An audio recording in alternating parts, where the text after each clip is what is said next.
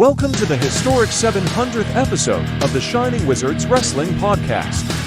Join us as we take a short walk down memory lane and celebrate the evolution of the men known as the Shining Wizards.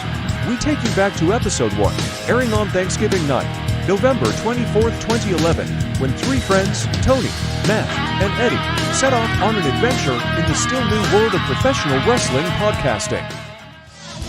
Do you know what time it is?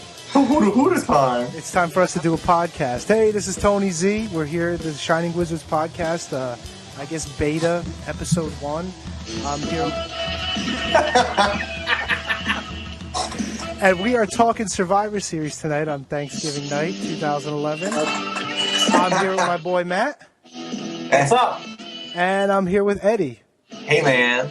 2 months later, episode 12, recorded on January 26, 2012, featured the debut of a young comedian named Kevin. Holy shit, I didn't even have my microphone. Hey, welcome everybody. Episode 12, Shining Wizards podcast, where it's wrestling talk. And talk about the wrestling. Well, thanks for stealing my thunder. I'm Tony. I am Eddie. I'm Matt. And we have a special guest. Say hello, special guest. Hello, special guest. That is the beautiful voice of Kevin Joseph Garifo. Correct. Wow. Beautiful. I didn't even know his middle name was Joseph. You do better than half the people that introduced me on stage, man. I'm fucking awesome, bro. How you doing tonight, all I'm right? not bad at all. Thanks for having me, guys. So Yes. what do you think of this place so far? You like the studio? It's sick, dude. MTV Cribs worthy, easily. I agree. Easily MTV Cribs. During episode 98, airing on June 19, 2013, the invitation was presented to Kevin, and he officially became a Shining Wizard. Speaking of shit, Yes. I don't know. I have nothing. You have nothing? You have another announcement to make. Oh, do I? Yeah, that's not shit. Well, actually, is it really an announcement? Or is it more of an invitation? It's an invitation. It's an invitation. Go ahead. Kevin, this is our invitation to you, my friend. I think I know where this is going. Take your Okay, well pants then off. what's your answer? Well, We've been meaning to have you back on since the whole WrestleFest thing. We want to make our threesome a foursome, and we want to know if Kevin Garifo wants to become an official Shining Wizard. get the fuck out of here. Swear to God.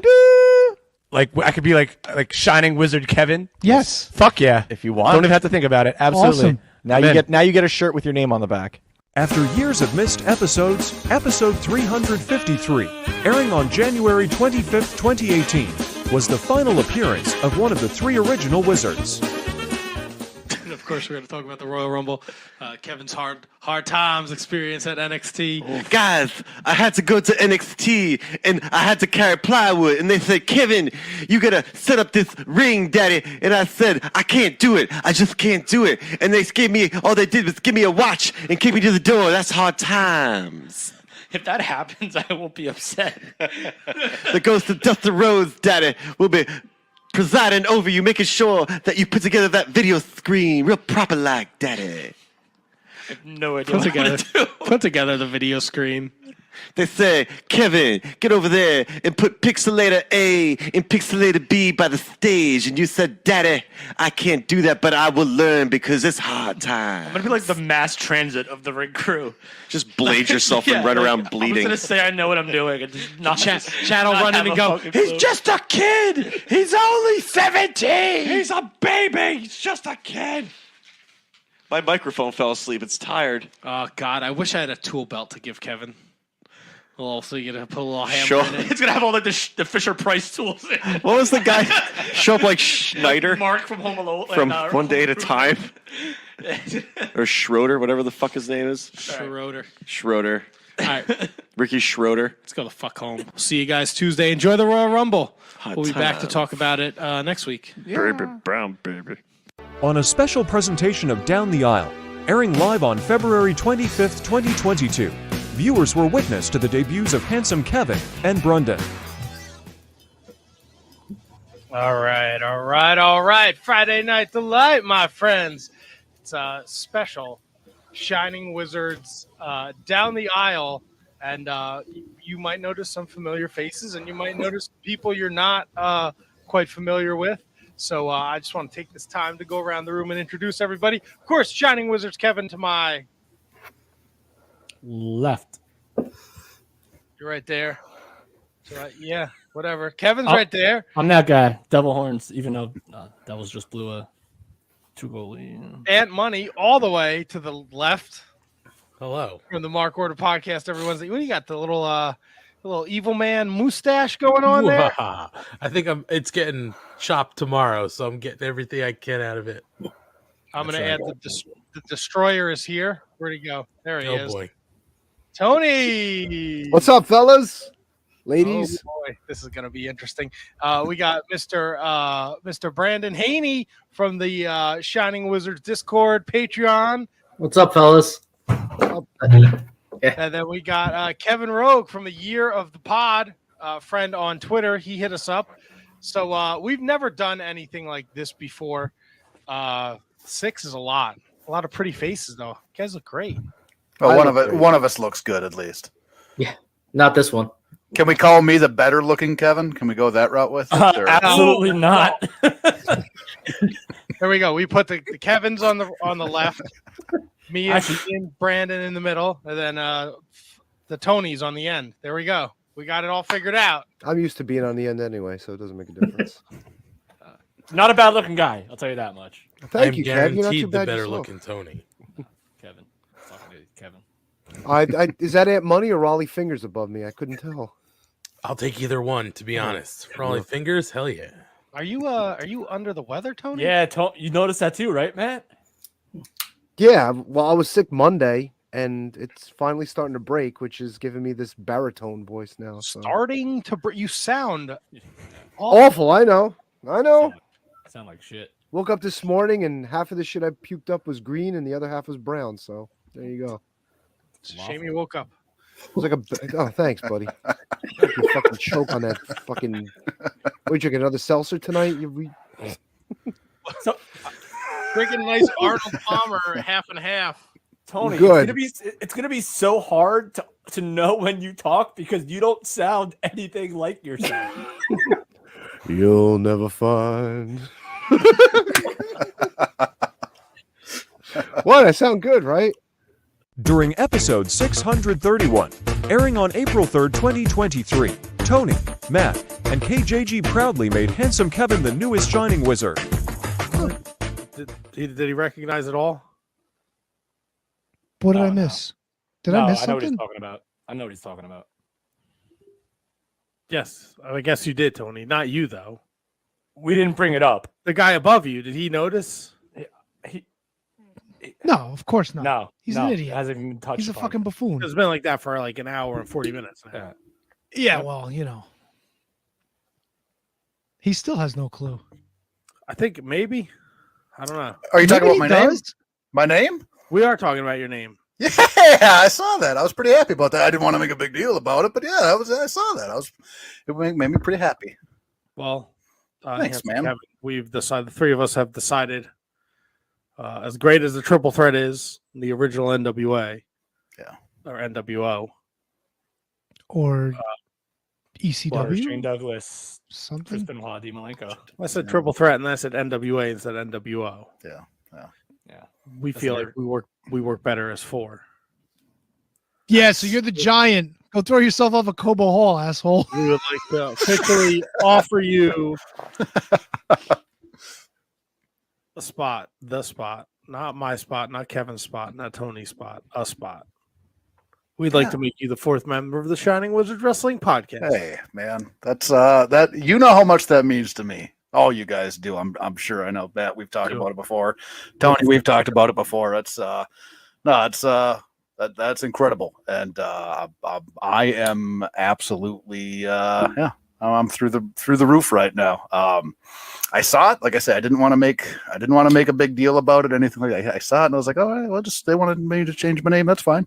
But no, that's I can't thank you guys enough. That's like I say, Matt, you and I have talked about it numerous times. It's for me, it's incredible just to be part and to be Shining Wizards HK. It means a great deal to me. But thank all you guys. That's awesome. We were gonna do it at the show that had the least views, so nobody will know. That's fine. That's fine. Fuck them. Like Tony says, fuck them. Things are going to change now. It's not just your name. You're going to have to buy fucking thong underwear. You're going to have to start buying lotions. This is won't need to buy any. Won't need to buy any. What else do you got? As we reach tonight's milestone, Episode 700. We wonder what the future holds for the Shining Wizards.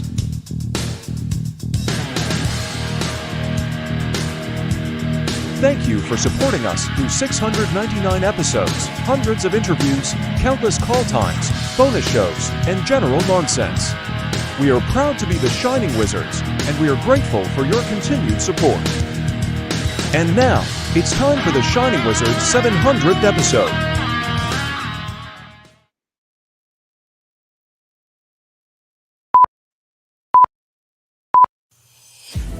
The following is a presentation of the Shining Wizards Network, broadcasting live in high-definition video and available on all podcasting and streaming platforms. Follow us on social media at Wizards Podcast. Check out our merchandise at merch.shiningwizards.com.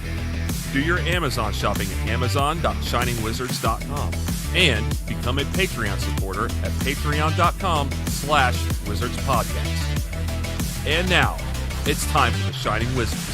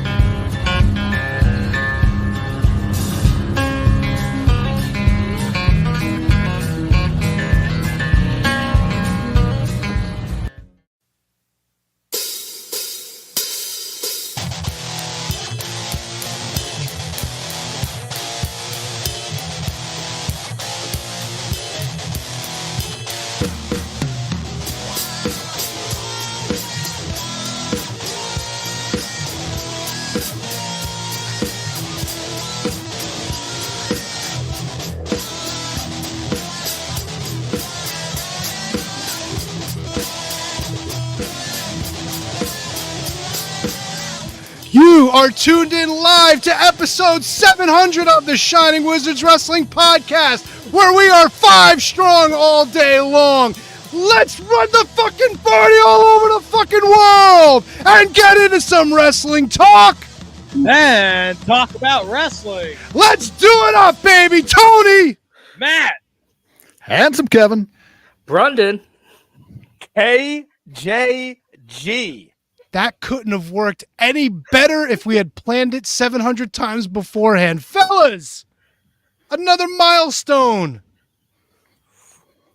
That's it. I'm done. I'll see you later. Who'd have thunk it, boys? Who'd have thunk it? Oh, man.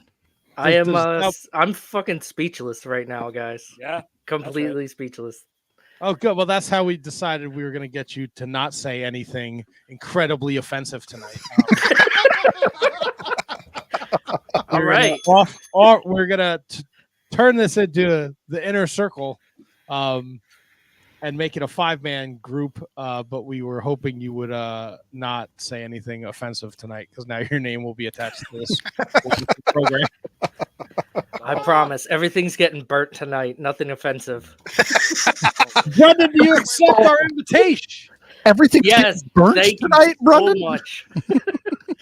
Yes. Thank you so much. I really appreciate this. Like, completely fucking speechless. It's funny. So before when we were setting up, Brendan sent me a message like, "Hey, can you send me the link?" So I went through the Twitter and I put in his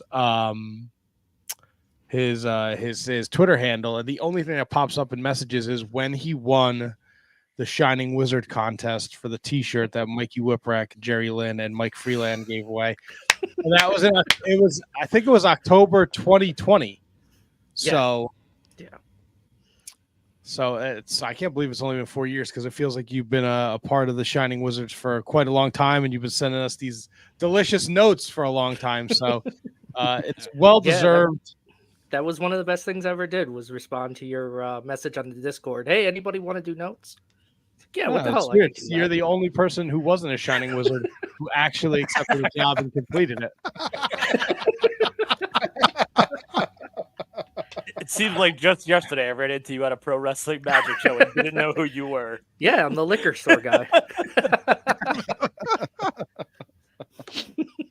Oh man, but 700, this is going to be fun. And Tony is here with us to our surprise, so this is wonderful. Wouldn't miss this for the world, brother. Absolutely not. You're telling us. You're the best, buddy. You're the best. I'm so happy. I try. No, you guys are the best. And the production you did, I mean, come on. Yeah, chef's kiss. Amazing. Now, handsome Kevin, how surprised were you to see your betrothed in there dancing up a storm? I was quite surprised. She had mentioned that she was going to try and do something, but when she got back from vacation and she didn't say anything, I just figured that liquor and pot took over and it didn't happen. But there it was. I was quite surprised. So Wait, that was your wife? Well played by her. Yes. And a couple of friends I'm gathering? No, Kevin's married to all three of them. That's right. Good for you. Good for you, sir. When did you move to Utah? We're pretty open. It's cool. No, those are actually her nieces. Well, I guess my nieces too. Those are the nieces. Ooh. Yeah. How old are you? Old enough to fuck. Jesus, dude. Not obviously. Oh, God. Punani. Tony sent me all this stuff Saturday night, and I had gotten home from work pretty late, and I was trying to unwind, and I was like, let me watch it. So I watched the video, and then it got to Molly, and I was like, did Tony just send a random girl a fucking Shining Wizard? See, I had to watch it like 3 times. I'm like, oh, fuck, that's Kevin's wife. I didn't know what the fuck was going on. And the pictures, like, my wife. Yes, I went to dancegreetings.com, and that was greetings from Utah. Everybody could have a side hustle. It was late. I didn't know what the fuck was going on. Some storming Mormons over there.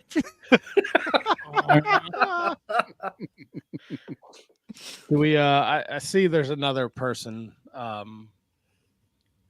in the queue. Oh, is there? Wait, let me remove that too, so I can actually. Please. follow along. We don't need to actually, What are you talking about? It's weird. No. It's Francis. Right.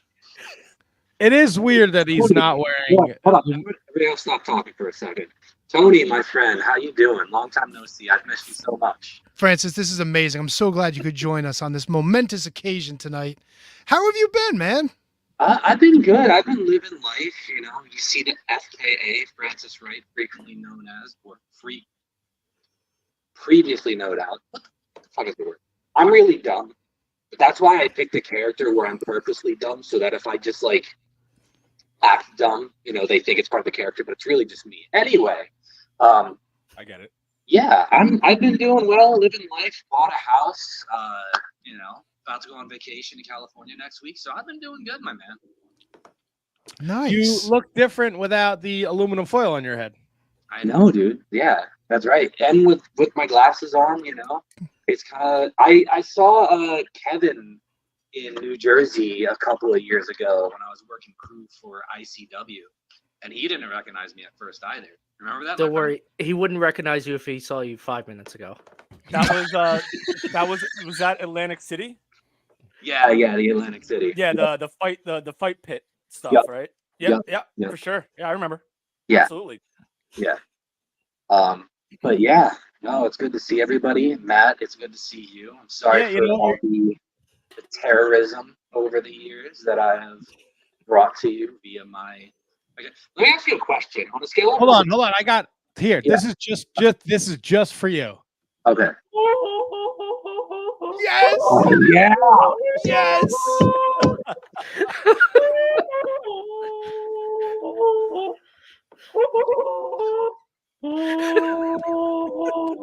We are all purified. Yes. Best voice ever. I don't know if y'all know who the online rapper Ice JJ Fish is, but he's notoriously one of the worst artists out there. And the Purification song is the first 20 seconds of Ice JJ Fish Got That. So if you want to look that up later, that's what you need to look up.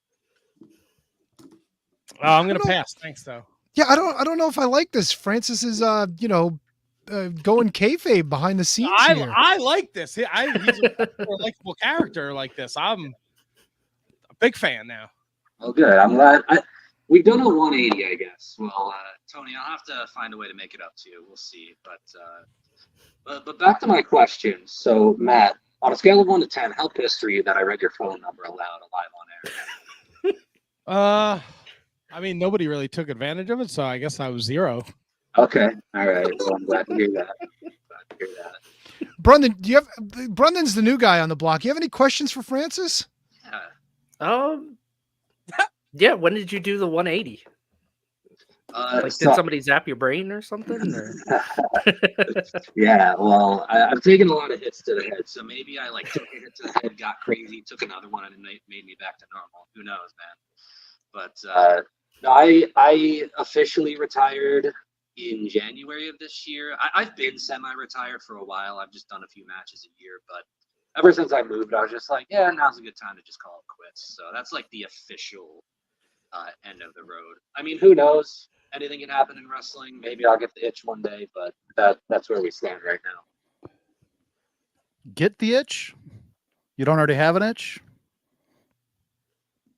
It's supposed to amaze. Hey, man, I also have never seen you, and I'm curious to know. I'm curious to know. I'm still indifferent, but go ahead. All right. Well, I want to know if either one of the two new to me faces, is one of the people that was talking shit in the chat of one of the streams that I was in, talking about how awful I was. Is it one of you, or is it somebody else? You sure it wasn't Matt? It might have been Matt on a burner account, just to try to get people to agree with him. That's true. I only talk shit about guys in AEW. Sorry. Oh, okay. Gotcha. I guess we've narrowed it down. I'm not smart enough to create a burner account, so no, it was not me. It was not you. Okay, gotcha. People are happy to see you. Kate's happy to see you. Kate, hey, if you're listening to this still, hey, good to hear from you. Really enjoyed our interactions back in the day. Feel free to hit me up on Twitter and we'll catch up. I like this. Francis making the moves now and everything. Look at this. I don't like this at all. I want zero fucks given Francis. I love it. I want the aluminum foil hat. I want the Illuminati. I don't know about this. Yeah, I don't know this man. I feel like we're all growing up, and this is like. Yeah. Next, we're gonna be talking about how we fucking watered our yard during the heat wave. Sprinkler. Yeah. All old men nowadays. You know, I'm disappointed in Brundo though. Like he had all these great questions to ask you, and when I put him on the spot, he's like, "Hey, I don't know if it would have worked." What? Not asking him about the Microsoft upgrade that fucked everything up last week? That was on your list. Yeah. Area 51 was on your list. Pizzagate, JFK. I mean, come on. What about the airplane that just disappeared? The Malaysian airplane. Again? That happened again. No, that was a while ago. But I don't think we broached that subject ever. Gotcha. Yeah. You know, there was a lot of stuff conspiracy wise that we ended up not getting to. I think all of those are examples. Flight. Microsoft, if I was still going, for sure, I'd make a 1 to 2 minute video about that. Well, I mean, if you're feeling the itch, I wouldn't say no to another classic Francis Wright promo, but I am but one out. Wizard. Gotcha. All right. Well, hey, let's leave in the past, my friends. Let's move on to this new chapter. Well, Matt, I hope you're happy. You ruined Francis's gimmick forever. I didn't ruin anything. Yeah, you kind of did. Making burner accounts in the Discord, making fun of him. Come on, dude. Balls, bro. I didn't make no burner accounts. Are you sure it wasn't like a Buck Zoomhoff or a hard body? Don't. Why? Hard body Harrison? Why? It's like Beetlejuice. Don't say their fucking name. Yeah. It's like the opposite of Joe Hendry. Unfortunately. I believe in hard body. I believe in Buck Zoomhoff. Oh, what are you guys out of your balls?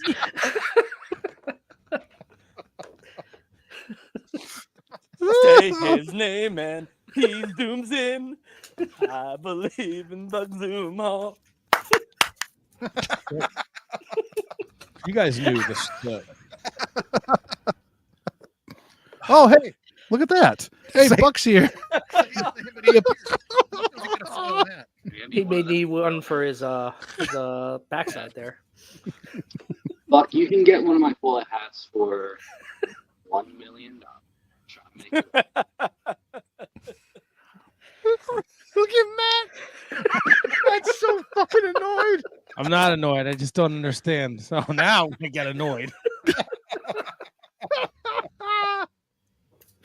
Holy shit. All right, what are we doing? Are we keeping Francis here? Is him and Oompa Koon going to hang out together? I gotta go. I just want to wish everybody a happy 700th episode. That's all I have to say. My friend, however, has something that he would like to say. So, bear with me 1 second. Oh no! Oh no!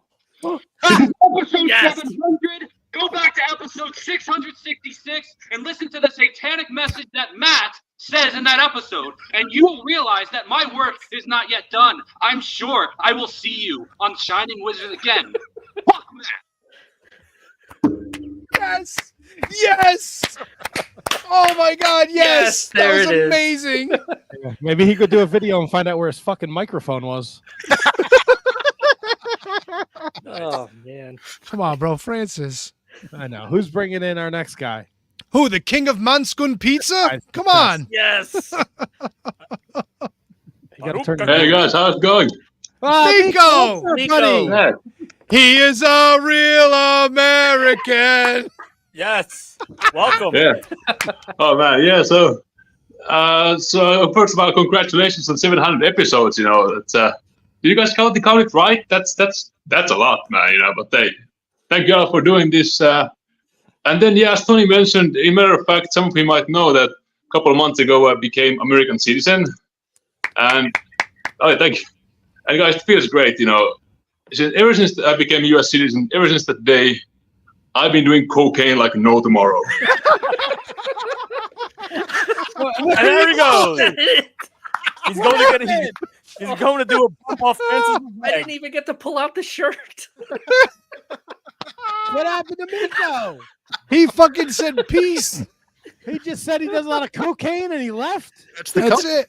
It's one hell of a drug. Well, he's not Dude, trying to get that's thrown an out of the. addiction, man. He's not trying to get thrown out of the country, for Christ's sake. He's got to go score. God, I thought he was gonna do a fucking bit like fucking J. George. Oh man. That's a mistake. Did you reach out to J. George? No, absolutely fucking not. Fuck, man. J. George wasn't even on my fucking That radar, would've dude. killed a fucking two whole fucking segments of everybody's shit. Those fucking bad dad jokes. How dare you besmirch J. George? He's a fucking Fuck legend. David Bauer. Go zoom off.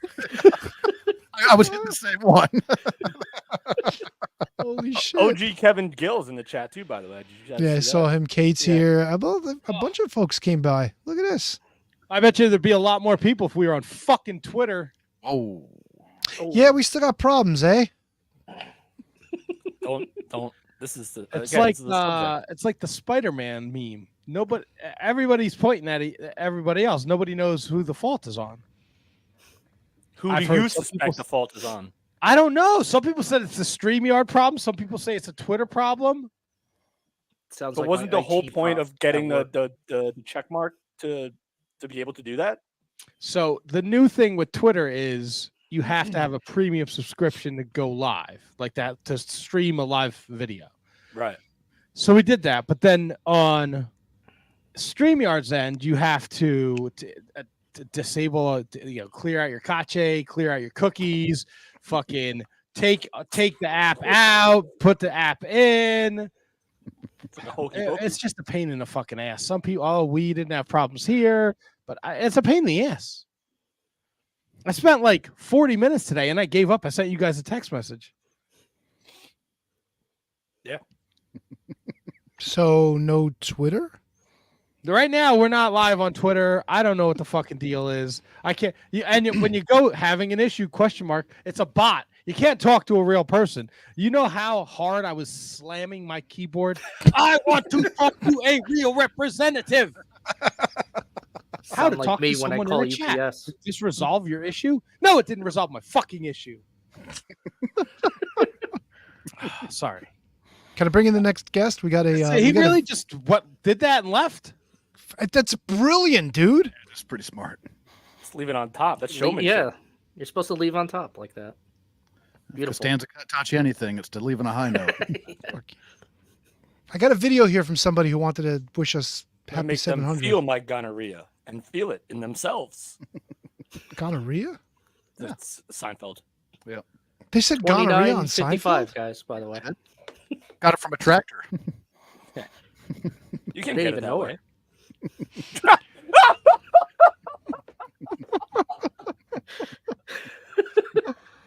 Oh shit! I'm so glad I'm here and not anywhere else in the world. Tractor, I didn't even know. Hey, here's a video I got from somebody earlier today. All right. Hey everybody out there in Wizardland, it's your good friend Magenta. I know you guys haven't seen me in a while, but I wanted to stop by and congratulate the Shining Wizards on episode 700. Wait, is it 70? Hey, look at that, it looks like Hooters. Am I right, handsome Kevin? Anyway, I want to say congratulations to my main man Tony, that smelly son of a bitch Matt, that not so funny KJG, that not so handsome HK, and of course, that guy who wears a hood like there's no tomorrow, and the newest Shining Wizard, my man Brundon. Stop bringing notes. You know what? Bring notes. Who gives a shit? I don't have to read them, and I know half the other wizards probably don't read them either, but that's beside the point. I'm here to say congratulations on 700 episodes, and I'd wish you 700 more, but I know that old fuck Tony doesn't want to do this shit anymore, so who the fuck knows what's going to happen? And if Tony doesn't fucking leave, I know Matt's going to wind up throwing shit out in the fucking middle of fucking Morristown, New Jersey, so who gives a shit? Have a fucking great time on your 700th episode. Keep doing the show like there's no tomorrow, because as far as I'm concerned, there may not be a tomorrow. This fucking place is all fucked up. I'm out of here. Congratulations again, and fucking have a great show. Oh, ow, ow. I think I hurt myself. Ow, can somebody get me a medic, please? No, stop filming me, please, my God.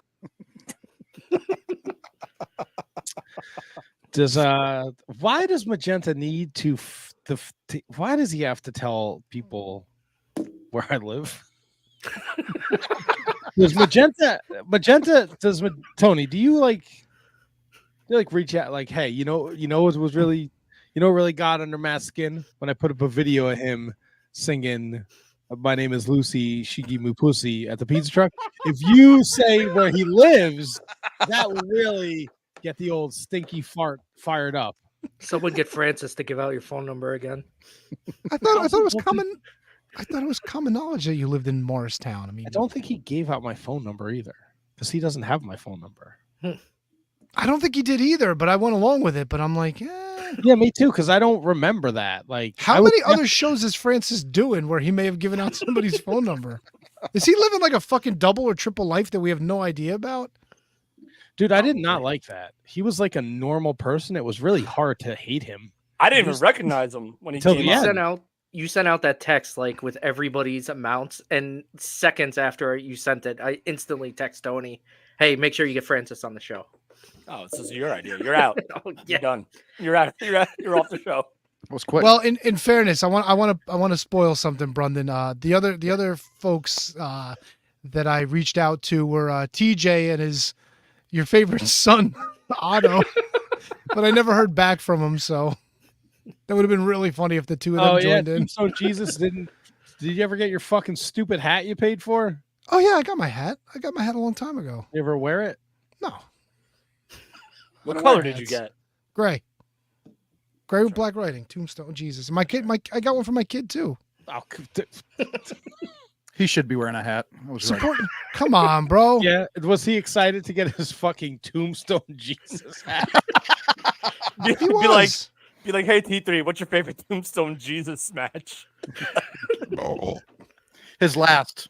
Yeah. Like out of all the fucking past guests on the show who have had like merchandise, like fucking a Tombstone Jesus hat, really? What's the whistle for your kid? No, I mean I've gotten him other fucking merch before. You know. I know. I don't really have a problem with Tombstone Jesus, but his fucking shithead kid is the fucking Otto von Shitpants is the worst. Like the surfer guy, right? Yeah, fuck that guy. he can fucking eat a shit. Sorry, Cage. Love you, Tombstone Jesus. Hell of a man. Oh, good God. Well, it's gonna. I think it's gonna be hard for us to talk about wrestling because on this specific show, the uncertainty of what is going to happen next. Well, I put in word for somebody else to join us, and I don't think he or she is going to make it because he or she may already be in bed. Oh, mommy already? You're really gonna disappoint HK. I tried. Yeah, what if she starts watching? Look. Then again, I don't think she was expecting a phone call from me at 4:00 in the afternoon either. But what the fuck? I will tell. I did right because he Uh-oh. followed us on Twitter. I did send the link to John Cena, and I was like, I highly doubt this is something that will ever happen. But here's the situation, and here's the link. God bless your little heart. Hey, I'll try anything. Yeah, I know. Well, we know. I don't want to bring it on a downer, but like the names that I reached out to and didn't hear back from, I'm very happy with the one that did get back to me. But come on, you got to tell us. That's the fun. Tell us who didn't get back to me. Yeah. I don't want to put anyone on blast. Yeah, put him on blast, bro. 700 of these. Blast them.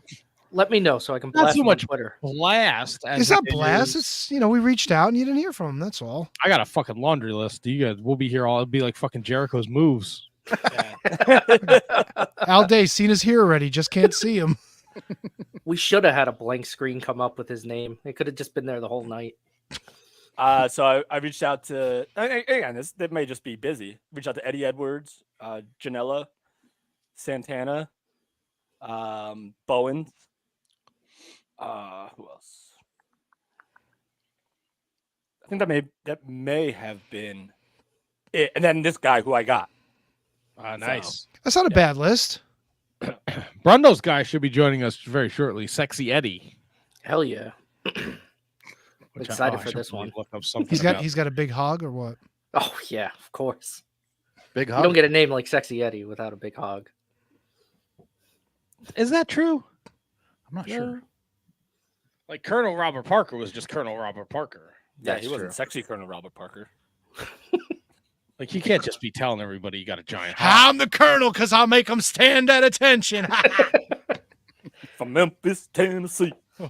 Sexy Eddie's been wrestling for fucking 25 years. Jesus Christ. That's impressive. Yeah. God, especially Sexy some of the Eddie's- shit he's done too. Surprised he He's can like walk. old. Especially with that big hog. Can you be Sexy Eddie in your mid 40s? He found a way. Yeah, but you could be a silver fox, right? That's more of a womanly thing, no? I thought so. A silver fox? Like what's an old man? A silver what? No, a silver fox. Let's call it a silver warthog. Like a silver werewolf, like the Samoan werewolf Jacob I Fatu. am the werewolf. No, a silver fox is a dude that has gray hair. If someone is called a silver fox, then they are a handsome older man. The silver part referring to the gray hair, and the fox part is slang for good looking. That's right, because I'm getting all sorts of gray up here. So Really, I'm going to be called a rabbit fox when I'm old. That sounds about right. Fucking screaming at nobody. It'll just be a silver elephant. In the day, like, what does Matt do out during the day? I'll tell you, you make a silver elephant joke, Brendan. It was not easy for me to fucking slide into this original fucking Shining Wizards fucking. Holy shit! Bro, it was. I don't know how I'm getting this thing off without destroying it. Did your wife have to zip you up? No, my wife isn't home. It's so disgusting, but I can't throw it away. Why is it disgusting? Oh man, you yellowed the shit out of that thing. It's all sweat stains. Oh, I was gonna say jizz. I thought so. It's all because I sweat around like the neck ring, the neckline. Sweat, baby, sweat. You know, I need more meat in my life. Oh yeah, huge. No, Ryan Sullivan. It does not fit perfectly, buddy. This is. It may look like it fits, but you know, when I'm done, it definitely looks like it fits. Fits when I like have to Kramer take in a this pair thing of off, jeans. It's gonna be like the fucking headless horseman running around the fucking bedroom. Like I have on all the, Patreon. You trying to take it off? I have Dude, all the old, it'd be so funny if Matt tries to take the shirt off after the show and he gets stuck. And he has to wait for his wife to get home to help him get out, or go downstairs and ask mommy for help. And fucking Rihanna comes home and mommy's got her foot up on his shoulder and she's trying to yank the thing off. Girl, take it easy, take it easy. I'm trying. You got to use bacon grease to get them out of there. Oh my God, she's slathering him up with fucking Like like lard. Crisco. And Brianna comes home. What are you doing? it's not like fat guy in a little coat. I mean, it's a little snug. Yeah, there's no doubt in my mind you'd Incredible Hulk. You get so fucking mad, you Incredible Hulk your way out of that. I mean, it's been a day. Oh, sure has. It's like Rewind's offering you some help here, Double T. So he'll help you zip up. Yeah. What's with the zip up? Who has a zip up T-shirt, guys? I don't know. Come on. When women want to get into them sexy, slinky dresses, they have to have somebody zip them up so they get squeezed in. You're not putting a dress like that over your head and shimmying down. You got to fucking get wedged into that thing. A T-shirt. When did I start wearing dresses? I don't know. That thing looks pretty tight, man. I'm pretty sure there's photographic evidence of you wearing a dress. Yeah, you know what? KJG nailed that one. I wore a Fucking dress A, once dude. since I lost a bet, but it's not like I look. A lot of things have changed since episode 700. Maybe I put on a couple pounds, or since episode 1. Maybe I put on a couple pounds. Maybe I don't fit into a lot of the old T-shirts because they're all larges. But I have not started wearing dresses. Wait, but so you wore a dress. Whose idea was the wig? Was that part of the bet, or did you just do that to the look wig was pretty? just there, so it just Go big or go home. Yeah, exactly. If I'm going to commit to something stupid, I'm going to, I might as well make the best out of it. I haven't seen this picture. Oh God. Oh, just go on his. It's on find him on Facebook and just look. It's there. Tony will pull it up. He's like, Yeah, I'm working on it. Yeah, Talk you gotta amongst scroll- yourselves. You probably have to scroll down a little bit, but it's there. Nah, I'm sure it's like up top. I'm sure it's one of his past It was profile like one pictures. of our like show posters. BBQ. I think it was from one of his birthday shows, wasn't it? It was a Mets Yankees bet when I first started dating my wife. My wife. She was a Yankees fan, so we bet on the Mets Yankees series. It was also the first time I ever met mommy in a dress. Yep, and her stepdad at the time. Yep, Not bad. That's how I knew. That's how I knew she was the one. You should have bet on the last series. Because she's going to be comfortable with your lifestyle. No, you fit in their clothes. It was something else. Congratulations, Brandon. You're fitting right in. Yeah, now I got to start a whole new tab for Brundon drops. Also, like, Brundon, let's, and I'm sure we'll have this conversation, but since we're waiting for Sexy Eddie to join us, no Nelly. Nope. God damn it, Nelly. No. Well, Nelly was a guest. All right, there you go. Nelly ass. That's not cat abuse either, you fucking shitheads. We don't now. I know you have a regular job, and sometimes you work Monday, so there's no expectations that you need to be here every Monday. Like, we're not asking you to change your income so you could fucking jack off with us for 2 hours every Monday. That's Jeez, exactly what show we me do. a good time. I mean, handsome Kevin and Tony will definitely. Bro, you have a picture of Rock and Roll Buck Zoomhoff in your pictures on Facebook. You fucking tagged me in it, you shithead. That's a post from you where you tagged me and you said that's my father. Oh, we did From Mr. Bowman dirty like that? From like 2010. Where's that post from? Oh God, I gotta click on it. Hold Oh on. man, playing the long game there. Love it. Oh, that is a textbook definition of long game. Fuck, I went too far. Now I gotta find it again. And I don't think he was in prison when Tony. No, this is 2009. Actually, Jamie posted this picture, not I. Although I did comment rock and roll, baby.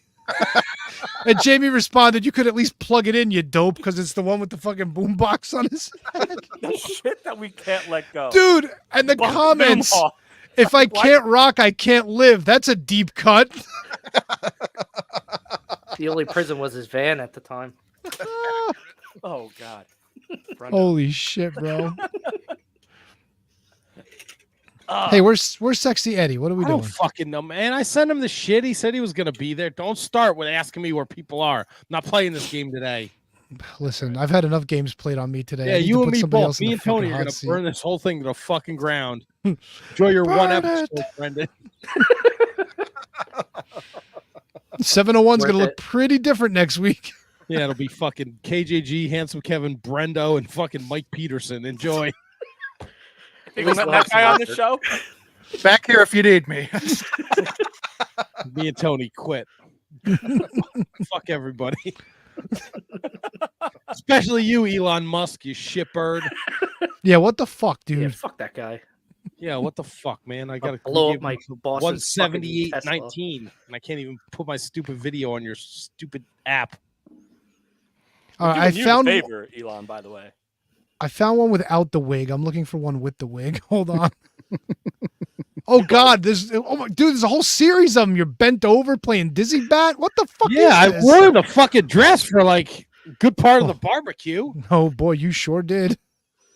And then I went on the trampoline and I was jumping on a trampoline and someone tried to rip my underwear off of me and I decided I was done with the dress. So you actually wore underwear under the dress. You didn't play fucking. No, man, I don't need people seeing my bits and pieces. Yeah, he's not standing next to Mr. Fuji.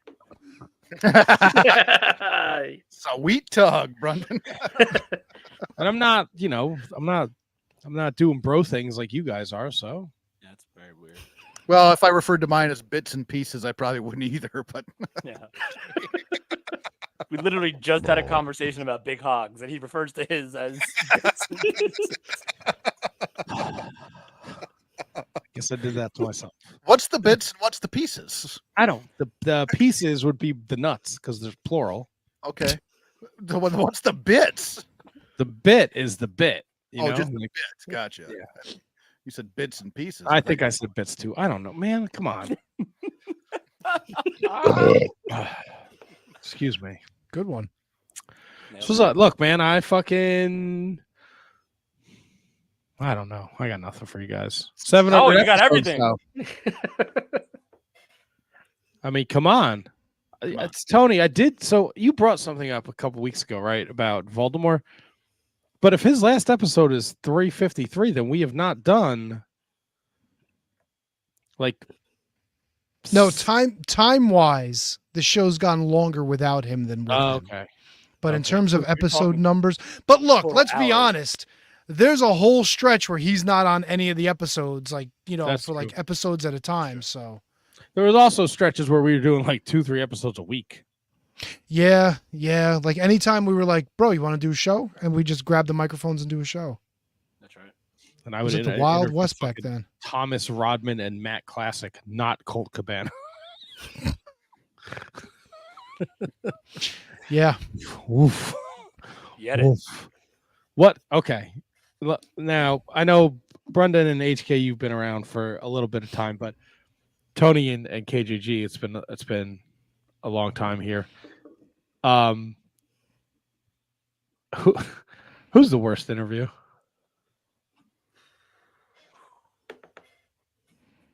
Because I got a name right off the top of my head.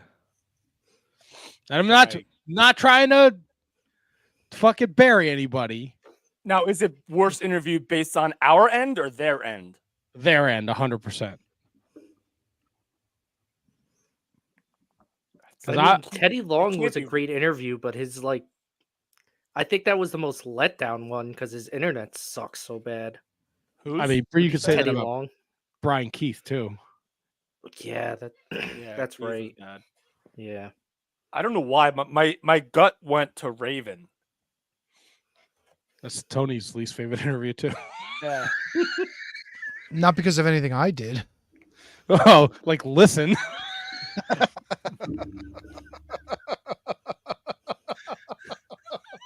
Do you know that story? I don't know. We that did an one. interview with Raven, and Eddie asked Raven a question, and then he answered it, and then we talked for a few minutes more, and then Tony asked him the same question, and he was like, "I got to go walk my dog," and he hung up. He didn't hang up. We convinced him to stick around a little bit. But yeah, it was touch and go for a minute. If he hung You guys know who Kate's referring to with this? Oh, did you see it? Who's the guy that kept shouting everyone out? Kevin Gill? No, I don't know who that was. Oh, I know who. Who's the fucking guy that was walking around New York that was waiting to go on that show? Rosenberg? No, I know who you're talking Vargas? Yes. Vargas. That might be the worst interview we've ever had. The dress matched my tattoos. You look like Chuck Taylor when he wore a dress in PWG. He looks like the I'm fifth Golden Candice Girl. LeRae. I swear. God damn it, cat. There it is. Yeah, man. I think Take I it in, still people. only have my Mets tattoo too. Wow. Yep. Yeah, right. Phil Reyes said Scotty Riggs. I like that interview. He just talked a lot. For me, it was Billy Silverman. I don't think I was here for that one. It was in your basement. For real? For real. Oh, you know what? Yeah, when it was time to put him on the past guest page, I put a picture of Mickey J by mistake, and it was there for months, and nobody told me. All right, P. Mickey Henson. I think it was actually Voldemort who said, "You put up Mickey J, you idiot." Yeah, well, he's the one that booked the fucking interview, and then he didn't show up for it, and we didn't know what the fuck to talk about. Oh, how many times did that happen to us? A fucking Kenny Omega interview. Ugh. Didn't we get Kenny Omega because somebody booked him and then he said, "I don't know who you guys are, but nobody asked me to be on your show"? Yes. Somebody said it was a go. We promoted it heavily, and then he was like, "Hey guys, I don't know." Hey, be careful with that shit. Yeah, seriously. Oh, fuck you, people. Fucking retards. Yeah, I gotta watch. No, I'm not. I'm done. I have zero fucks to give with the internet trolls. So if you got a fucking problem, you think it's fucking cat abuse, you don't like the words I use, fucking log out. Go fuck yourself. I don't give a shit. Hope you get hit by a bus. You sensitive. Kicks on the litter. Yeah, not the nice way like Darby Allin, like really hard. So yeah, someone had been like, "Yeah, it's a go." So we started promoting it. Like Kenny Omega's going to be on the show, and then he fucking DM'd us. He was like, "Guys, I don't know who you talk to, but I don't know." And I was like, "Hey, man, we were under the impression that these people talk to you, and you know, being the stand-up guy he is, he did the interview, but he did just out of the fucking blue. It was very frustrating." So That was a good chat, though. did you mention who your worst guest was? Me? Charlie Haas. Yeah. Charlie Haas didn't show up. He's on the very short list. Him, Jacques Rougeau, and Ken Patera can all get hip. They can all get in a fucking plane with Ric Flair. Jesus. Fucking assholes. Skiing with Bob Denver. Look, if you're going to commit to something, show up. Don't commit, then ghost me. All right. It's like, what do I want more? Do I want someone to commit and not show up, or just to be ignored? I'm okay with no. If someone's like, "No, I can't do it," I'm like, "All right, cool." Like, at Yeah, least you- I'd rather that as opposed to say yes to the two options that you just said. Just say no. Agreed. Right? So who's your worst? Who's your like least favorite? Least favorite, Ref Hansen. Good call. I was more, I think, not that it was a little like disappointing when we had Bobby Eaton on, because I think he was promoting his documentary, and I think he was just a little nervous. He wasn't. That was me booking a guest and not being there for it. Well, I mean, there you go. I don't know. You got a little bit out of him when you talked about his. No, I did for sure, but I kind of felt bad because I think like he was kind of lost with what was going on. Didn't we have Bobby Fulton on once too? And he Yes, was like, we did. And that was a great interview. Fulton. I fucking love Bobby Fulton. You Fulton? Eat. I mean, if you guys want to talk about wrestling, go nuts. But I'm just having a good time tonight, and I don't know. No, absolutely. I'm just trying to think of like, I don't know if I'll tell you mine. Mr. Touch. When we had, and this was my fault. when we had Killer Kelly on, Oh, old donut belly. Kelly And I Klein. asked about Danny Cage. And she's like, he doesn't work here anymore. And I'm And she's like, ooh. yeah, didn't she say like I'm not going to answer any more questions about him too? Yeah, something like that. That was bizarre. Awkward moments might be a better question as opposed to like worst guests. Like awkward moments that we've had with guests is a better topic of conversation. Like when I slapped David Starr You slapped him? in your basement. I slapped him. Why don't I remember this? Oh no, hindsight. You knew. It's the right move. You knew ahead of time. Yeah, dude, like I'm going through the list and like nothing's jumping out at me as to anybody that was really disappointing or Well, you remember the bad or- first time we had Joey in studio and how that got pretty contentious? Contentious? Is that the right word? Well, because he was screaming his fucking head off, Yeah. drunk off his ass, and my wife was trying to put my kid to sleep, who was like 3 years old at the time. And Matt was in a sling at the time, I believe. I was, yes. Oh, yeah. And they almost went at it, but it ended up being all good. Well, Oh, Joey, that's Joey gave me like the Iggy, so we knew what we were gonna do. Oh, so that was worked. Yes, it was work. Oh, I didn't know that. And then 14 years is a long time. Hey, do you remember when Chris, what's her name, Kathy Hummer just showed up at my house? Yeah, Yeah, dude, that's weird. I thought DDP was the stalker. Oh no, Barry Windham, son of a bitch. Well, they're both stalkers. All three of them. That was weird. Yep. God, A little weird. Yeah, man. Like I don't know. Like I'm going through all these and like all the interviews. I mean, There was some that were it was like pulling teeth.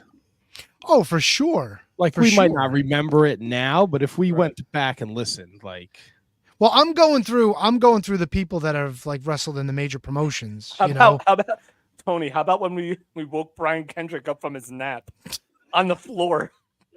no, he was late. He was late to call in, and then he called in like 40 minutes late because he fell asleep. Dude, Yeah, and he literally just said on like the air that like, yeah, I was just sleeping on my floor. Like, all right, Brian. The, do the you days kid? of the Skype when we would either have to call them or they would have to call us. yeah. Tony, off the top of your head, do you know that number? Anyone? 846 0-whiz. Is that it? 848 0-whiz. No, it's 201-467-8-whiz. 8-whiz.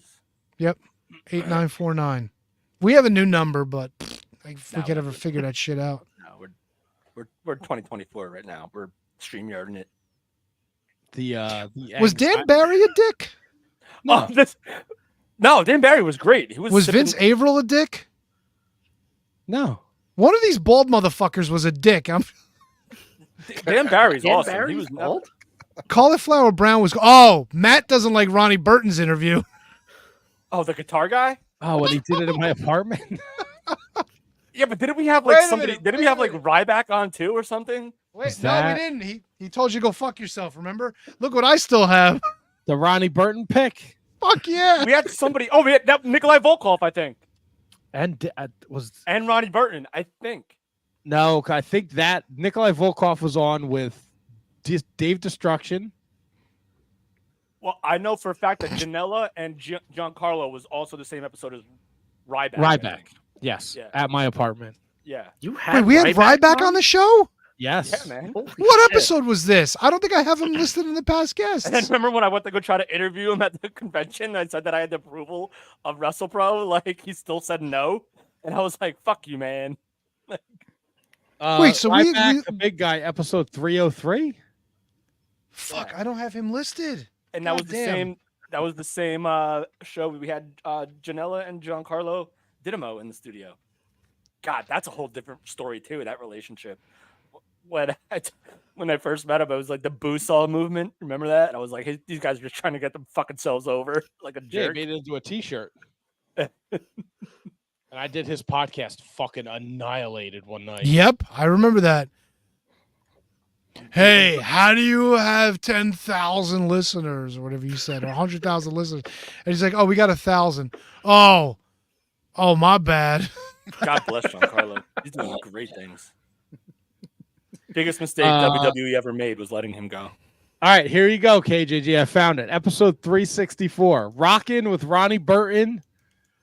PCO and Nikolai Volkov. Ah, that's a I do loaded have- show. Even I do with have Ronnie Ryback Burns. listed here, by the way.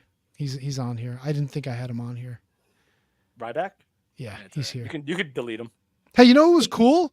When we had Damian Gibbs in, he was working for that candy company at the time, and he showed up with all the fucking goodies at my house. I missed that. I wasn't there for that. You should pick. You guys should have booked Buck. He would have showed up with candy too. Who? Buck.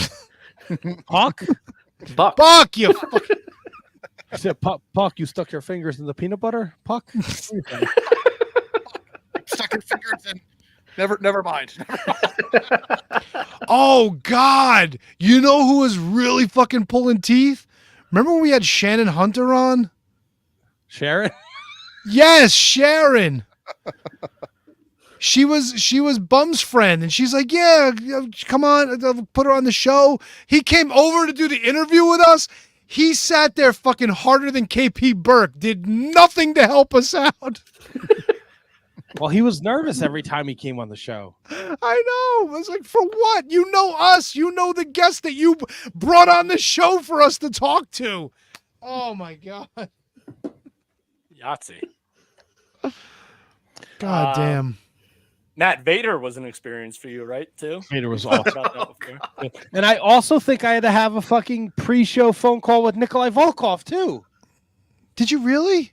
Yes. I did. And when we had Earl Hebner on? Oh, that fucking guy. I had One, two. Ugh. I had to talk to the guy that was like bringing him in, like on the ride Who? down to your house. Ross? No, it wasn't. No, fuck Ross. I was about to say, but I was going to mention Ace Austin. Ross Foreman can eat a shit. How do you like that? DNA. Fucking asshole. Don't talk about Donald Trump. Who does that? Who fucking brings up politics when you're talking to a fucking wrestler? We should have brought up Donald Trump then. I didn't realize that was off the table. That's fucking stupid. It was like, you're not going to bring up the president, are you? I'm like, no, who gives a fuck about the president? I want to talk about fucking Ace Austin wrestling. Yeah. When I book Ace Austin for a podcast, the first thing I think of is Donald Trump. Like, I think that was the first interview I heard from you guys when I started listening. Was Ace Austin? It was our And you fucking hung around? I the did. 500th episode. It was Ace Austin and Chris Gethard. yeah, love the Geth. Yeah, Gethard was awesome. But he was another one that had a shit internet connection. He was on the road somewhere. Yeah, he was in like a fucking cabin in upstate New York. Just trying to stay off the grid. Hey, remember Luigi Primo? Yeah, Luigi Primo was awesome. That was fun. Except when he broke character at the end and he was like, oh, thank you guys. And Love Bob Anger too. That was the one I was waiting for because seeing Double T's disappointment. Yep. Animal Bob Anger shows up without his mask because all we heard going into was this motherfucker better wear his fucking mask. Fucking Animal fucking Bob Anger with his fucking mask. And he shows up and we see him down, not in the studio yet. No mask. I was like, here it is. Here it is. How about some of the repeat guys that we've had? Like, who holds the record now? Is it LaGreca? no, it's probably it's I know. I think I know who it is. And I know Matt doesn't really want to mention it. I don't think. why? I don't think it's Mom. No, Sturgio's up there. Louis up there. I think it's Did you Miko, say man. something It might- something Star also is up there? That's who I thought. I think it's Yeah, Miko. Miko's. man. Well, During no, the Miko's. pandemic, he was on like 4 times in less than Yeah. 6 months. Yeah, episode 508, 511, 529. He kept booking himself, remember? Well, he kept booking himself. He's like, I'll be back for Thanksgiving. we can eat the reindeer pizza. We did the surprise gimmick, and you booked him, and then he fucking tweeted about it the night before. Little did we know he was doing coke the whole time. Hey, Matt, Jules Malone ring a bell? I remember Jules Malone for Canada. Jules Malone, Kamikaze. Yeah, Cam. Who was the other guy? Who's the guy? We brought him back for one of the anniversary shows too, and he was actually Trip Cassidy. Oh, because the first time we had him on, it was fucking atrocious. Well, it was you. It was an evening with Bowman. Another episode that doesn't fit in the chronology of episodes. No, because We got to do a call time. We should do a dinner time at the barbecue. Even if it's like 10 minutes, just sitting around being idiots. No, that's no different than any other time. This is true. Right? I'm not against it. You didn't enjoy Matt Classic? Dude, Drew Cordero was on, and he's like, "Thanks for having me back, guys." And you're like, "We've never had you on before." I said the same thing to Austin Theory. This is a nice. This is a nice surprise. I'm gonna bring this gentleman in.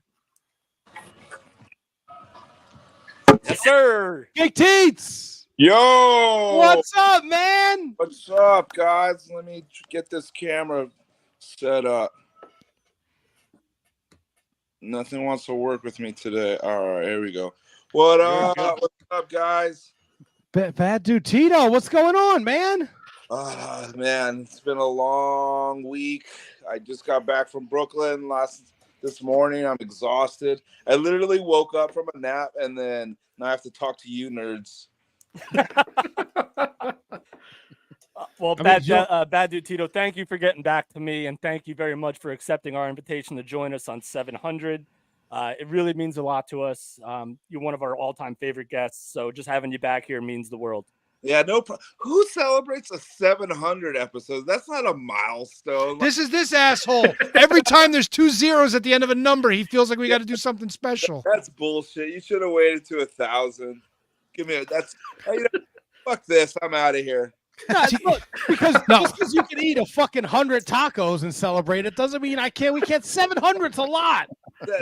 It ain't 1,000, brother. We've had this conversation. 1,000's a long way away. That's a long time, man. We may never get to that. We're going on 14 years. Am I right, boys? Well, 13. yeah, we're almost finishing. We're finishing up year 13 in a couple months. Yeah. Well, congrats, guys. You guys are always fun to chat with. So when you guys asked me, I was like, no problem. I'll jump on here. And I'm not going to lose power tonight, so that'll be good. God, yeah. Finally got your heads out of your ass. It only took us 700 episodes. Yeah. They're not completely cleared yet either, by the way. And you think we got 300 more in us, Tito? Come on. Who knows? We should have just celebrated 2, huh? The second episode we should have been on here celebrating. Joining us live. Every Monday we come back is another celebration. Sure, for sure. Celebrating our stupidity to keep going.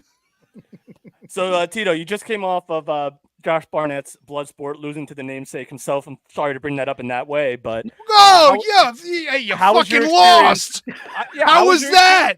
You fucking you. loser! How was that, huh? Hey, get over it. Good job, Kevin. I apologize, Tito. That's fucked up. Any of you geeks would have got in there with Josh, he would have murdered you guys. All right. Yeah. Here. All right. For me to walk out on my own too, I'll take that as a victory. Let me bring this up.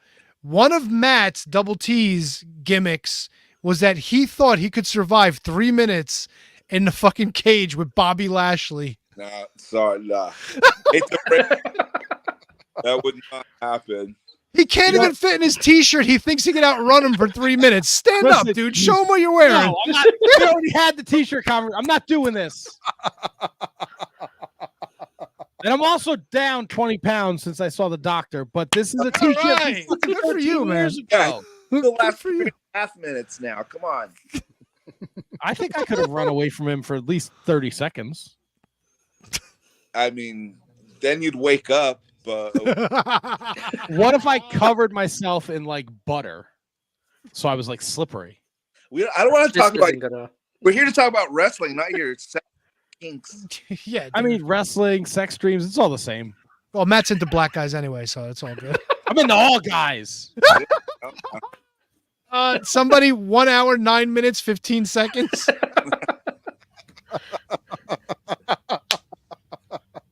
I tried to discuss wrestling, but I phrased the question terribly. How was your experience at Bloodsport? It was amazing, man. I've been a fan of Josh Barnett for like 20 years, easily. I was at his fight when he won the title from Couture in UFC. I pretty much followed his career since then, especially when I found out he was a pro wrestler. I was like, mine was blown. So I would actually study a lot of his techniques on YouTube. And then about maybe 7 years ago, I ran into him at the gym. We started talking a little bit, and he invited me to go train with him. So I was able to train with him, been able to do blood sport. And after the first blood sport, that's when my career really took off. I had a lot of eyes on me. So wrestling Josh last night was like an honor. So I was really stoked. I was in for a long night. I already knew it, but the mighty don't kneel, and I was going to try my best to take it to him. And unfortunately, I came out on the losing end. But that's how it happens sometimes when you're going against a legend like Josh. Let me ask you this, because you mentioned like your mind was blown when you found out Josh Barnett was a wrestler. I feel like, I was in the same camp when I found out like Boss Rutan was wrestling in Japan, Kevin Randleman, like all these guys who were crushing people in Pride. To find out that they had like a run in like New Japan was wild to me. Yep. Yeah, he was trained by Tony Inoki. You know what I mean? That's pretty crazy to me. But yeah, I always liked Josh's style of fighting because it was different. And then when I started looking into him and doing some research, I was like, catch wrestling, what's that? And then I'm like, holy shit, he's a fucking pro wrestler too. Like and then like same with Sakuraba too, catch wrestling, pro wrestler. Those are two of my favorite MMA fighters of all time. So being able to train with Josh, to study under him, and then go in there in the ring with him and fight him was pretty fucking cool, man. I'm not gonna lie. I don't feel too great today. I'm pretty beat the fuck up. I walked off that plane limping. I took an inside leg kick last night. It's still pretty beat up. It feels like a tenderized piece of meat, but still absolute pleasure. I wouldn't have traded it for anything in the world. So this show has been pretty established as of late. What are your thoughts on the Bloodsport concept overall? I fucking love it. I'm a big UWFI fan. I'm a big Pancakes fan. I used to be super into MMA in the early 2000s before it blew up. Even in the early 90s, I had all the Pride DVDs. I love the concept. I think more pro wrestlers should be shooters or legit wrestling, or at least know a double leg and some submissions. So I'm a huge fan of this style. It is very difficult. It is a difficult style, even though I've trained jiu-jitsu and I've trained MMA. It's still very difficult for me. I'm still kind of getting a grasp of it, but my last few fights in Bloodsport have gone pretty well that I've liked. I keep getting better, but love the shoot style. Not all at once, guys. Jesus Christ. Is there anybody you want to fight next at Bloodsport? Anybody come to mind? Especially last night, there was guys from every federation just about. Yeah. That was the cool thing. It was like TNA, ROH, MLW. Like they're all there. I know Mox does Bloodsport. I like to get in there with Mox. Sakuraba. He's an older dude now, but I guess I could take him. Now. But Sakuraba, I'm a huge Sakuraba fan, so that would be one. And then maybe some of those WWE nerds, man. The Creed brothers there last night. I wouldn't mind taking on some NXT WWE nerds and letting them know how we really fight down here on the indies. I know bad is in your name, Bad Dude Tito, but you'll never be Sakuraba Bad, smoking a cigarette, walking to the ring, getting ready to beat a fucking Gracie. Like it was so much. Those early Pride DVDs are unbelievable to watch. He was such a fucking badass. So cool. I tried my fucking hardest when I was out there in Japan to go down and train with him, but my schedule was so busy I wasn't able to. But I tried, man. He's a cool dude. Always been a huge fan of his. Oh, that's amazing. Which one of the WWE nerds do you want to smush? It don't matter, man. They're all geeks. What were you most surprised of last night? Because that Mike Bailey knockout of Akira was fucking vicious. going into that, I knew that shit was gonna be vicious. But the biggest surprise of the night was probably my boy Royce Isaac getting the win over Dempsey, right? Yeah, that was a pretty big shocker, and happy for my boy. It couldn't have happened for a better guy. Love Royce. Royce was a college wrestler. He trains MMA. He trains with Josh too. Total fucking badass, and very, very happy for him to get that. How common is that? How common is it where pro wrestlers actually train in other sorts of mixed martial arts? Is that pretty prevalent, or is that? Yeah, it's not very common at all. Like, as you know, most of these pro wrestlers now are dweebs, and they're not fucking tough at all. They're just a bunch of pussies. So they are though, bro. They can't even. Most of them don't even go to the gym. You tell them to go to the gym, they get hurt feelings. So of course they're not step on a mat where they could get injured. They're too scared. They rather just watch wrestling on TV and play wrestler on the weekend. All right, but somebody who's not a pussy that you're going to stand across the ring from in about 12 days, Mike Santana. Yeah. I was pretty happy to see him. I wanted to size him up yesterday. I made sure I walked past him a couple times to size him up, and I'm actually looking forward to that because, it's one thing to beat up these J-Bones, to beat up these pussies, and that's like fun, but you already know what's going to happen. You're going to fucking smash these guys. But getting in the ring with a tough guy like I did with Josh, a tough guy like with Santana, you beat those guys, that's a whole nother level. So looking forward to that, looking forward to testing myself, and I got something up my sleeve for him too. Nice. And we'd be remiss if we didn't mention that you are currently the MLW National Openweight Champion. What are your thoughts on the state of MLW and the changes that have been going on there and the improvements that they have been made in how they're running their organization? MLW has been amazing, man. They have some of the best luchadors from CMLL. They're constantly bringing in New Japan talent. They have some of the best guys in the States that are unsigned. I think MLW super fucking slept on. As you know, I'm in that Opera Cup tournament. I plan on going home with that trophy. I have a perfect spot for it in my living room. I just redecorated. So I think I'll put it next to my 75-inch TV. But I think my next match, I got Alex Kane. A lot of people say he's a tough guy. I would disagree. So we're gonna the former world champion there. Oh wow, I should respect him. Oh no, what did I do? Can I ask you an honest question? Oh no, please lie to me. No, how are you not like a fucking super duper star in Japan, man? Brother, I hate that question so much because it's like I should be. Yes, you should be. It drives me crazy. That question is like, oh, why are you not signed? It's like I have no control over fucking any of that. Like I have no control over any of it. All I have control is how hard I work, and hopefully the right eyes get seen on me, and someone offers me a fucking boatload of cash to go wrestle for them full time. How much? Just a hypothetical question. How much would I need to Venmo you to punt Microman out of MLW? I'll fucking do it for free. My guy, fucking big teats.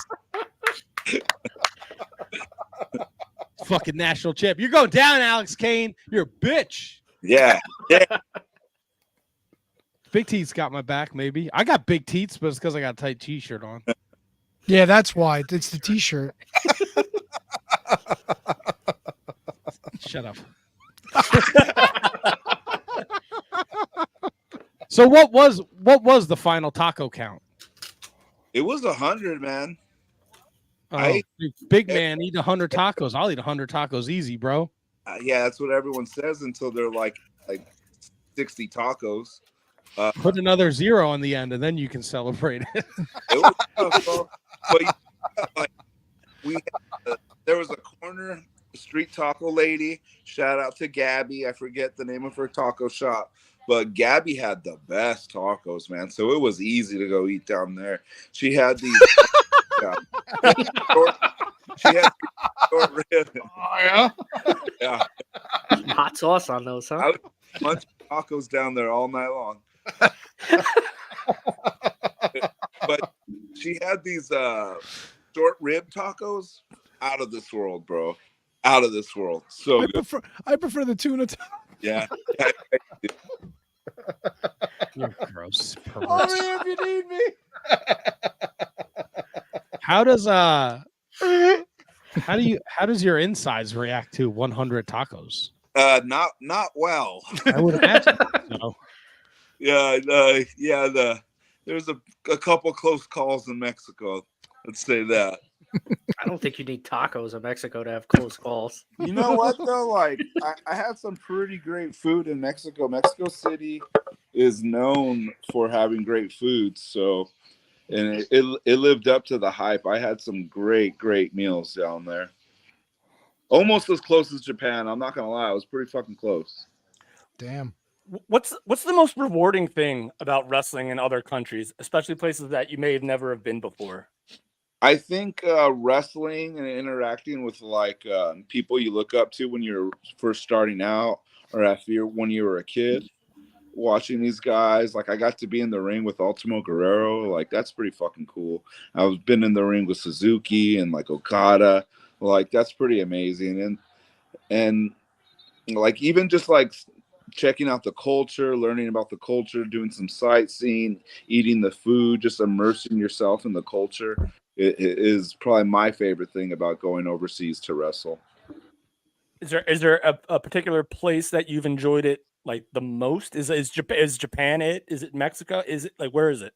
Honestly, it's real close between Mexico and Japan. I really enjoyed both of those. I wasn't in Mexico as long as I have been in Japan, but I really liked Mexico City, man. It was pretty badass.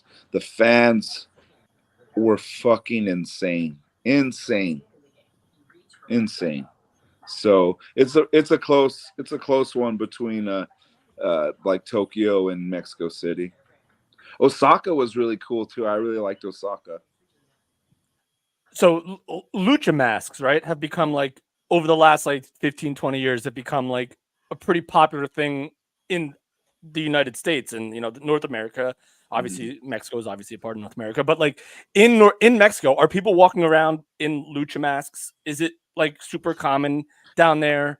I mean, or is there's people in the arena with masks, but if you've never been to Arena Mexico, outside of Arena Mexico are just little pop-up stands that sell masks, shirts, toys, fucking everything. There's probably like 100 vendors around Arena Mexico, so it's quite a sight to see. And I would get there early. I'd drop off my stuff. I'd go for a little walk, and I'd check out all the vendors. Made friends with some of the vendors because they knew I was wrestling out there. But it was cool. It's like everywhere. It's everywhere in Mexico City. Yeah, I can imagine. What do you think the top available masks are? Are they still legends, or are they the newer talent? There's a lot of Mystico stuff, a lot of La Parca stuff. I saw the most. Obviously, like Blue Demon, Santos, a lot of the Penta masks I saw. So, but they had all kinds of stuff, man. It was awesome. That's pretty wild. That's so cool. Did they have any Bad Dude Tito at SoFi Stadium masks? No, actually they did. They did have a bunch of Rams lucha masks, but I already have one, so I was good. That was how I don't want to take up your whole night, but how does that opportunity come into play for you? Because like it turned into a winning streak for them after they did the lucha there. Did it really? I never noticed that. Yes. It was just one of those things, I run a little company down in San Diego, and we've done some halftime shows and some pregame shows for the San Diego Pelicans, which is like a lacrosse team. And they had a PR guy that was friends with the PR guy in LA. And we kind of just made it happen. And we were the first and only wrestling halftime show in the middle of the field at any NFL game. That's awesome, man. Th- That's so there was amazing. 65,000 people there. People always ask me, what's the most people you've ever wrestled for? I say 65,000. That's nuts. Awesome. Yeah, and then they think I'm lying. I got to show it to them. I've been there before. Oh God. Oh. God. All right. On that note, that dude Tito. Thank you very much. No problem, guys. For Have joining a good us here. Yeah, congrats on 700. Take it easy, man. Thank you so much. Yeah, Thank let's you, get- Tito. Let's get We another won't reach out 300. until 1,000 now. Yeah, for the next please. one. Please don't waste my time. Yeah, I apologize. You're the best, very much. Teats. Thank you, man. All right, guys. Take it easy. Have a good one. night, Tito. Congrats again. Thank you, brother. All right, Appreciate bye-bye. it. Yep. That rocked. That dude Tito. That was great. Yeah, he was the last guy I reached out to, and he said yes. Confirmed today. So where's Sexy Eddie? I don't know. I'm not chasing down Sexy Eddie. Bro, I was very clear in the messages, so I don't know what to tell you. Yeah, fuck him. Fuck them. Who's what's the HK is in the 8:30 block? Oh yeah, I got fun planned for 8:30. All right. Well, do we want to take a break ski? Break ski McGake Yeah, but before we go to the break ski, KJG, give me the 1, 2, 3. Back after this. We would like to thank each and every one of you for tuning in every week to listen to The Shining Wizards. Here are some other ways in which you can support the show. If you shop on Amazon, visit amazon.shiningwizards.com and shop the way you always do. You'll pay the same low prices, and a portion of your purchase will help support the show. If you'd like to buy a Shining Wizards t-shirt, visit merch.shiningwizards.com to visit our pro wrestling tee store, and select from over a dozen great designs. You can also become a Patreon supporter at patreon.shiningwizards.com, where we offer bonus content, producer credits, special legend shows where you participate in the show, and so much more. Continue to listen to us wherever you listen to podcasts and watch the show live on social media. Don't forget to like, rate, review, and subscribe. Your continued support helps us to keep bringing you the best in professional wrestling podcasting.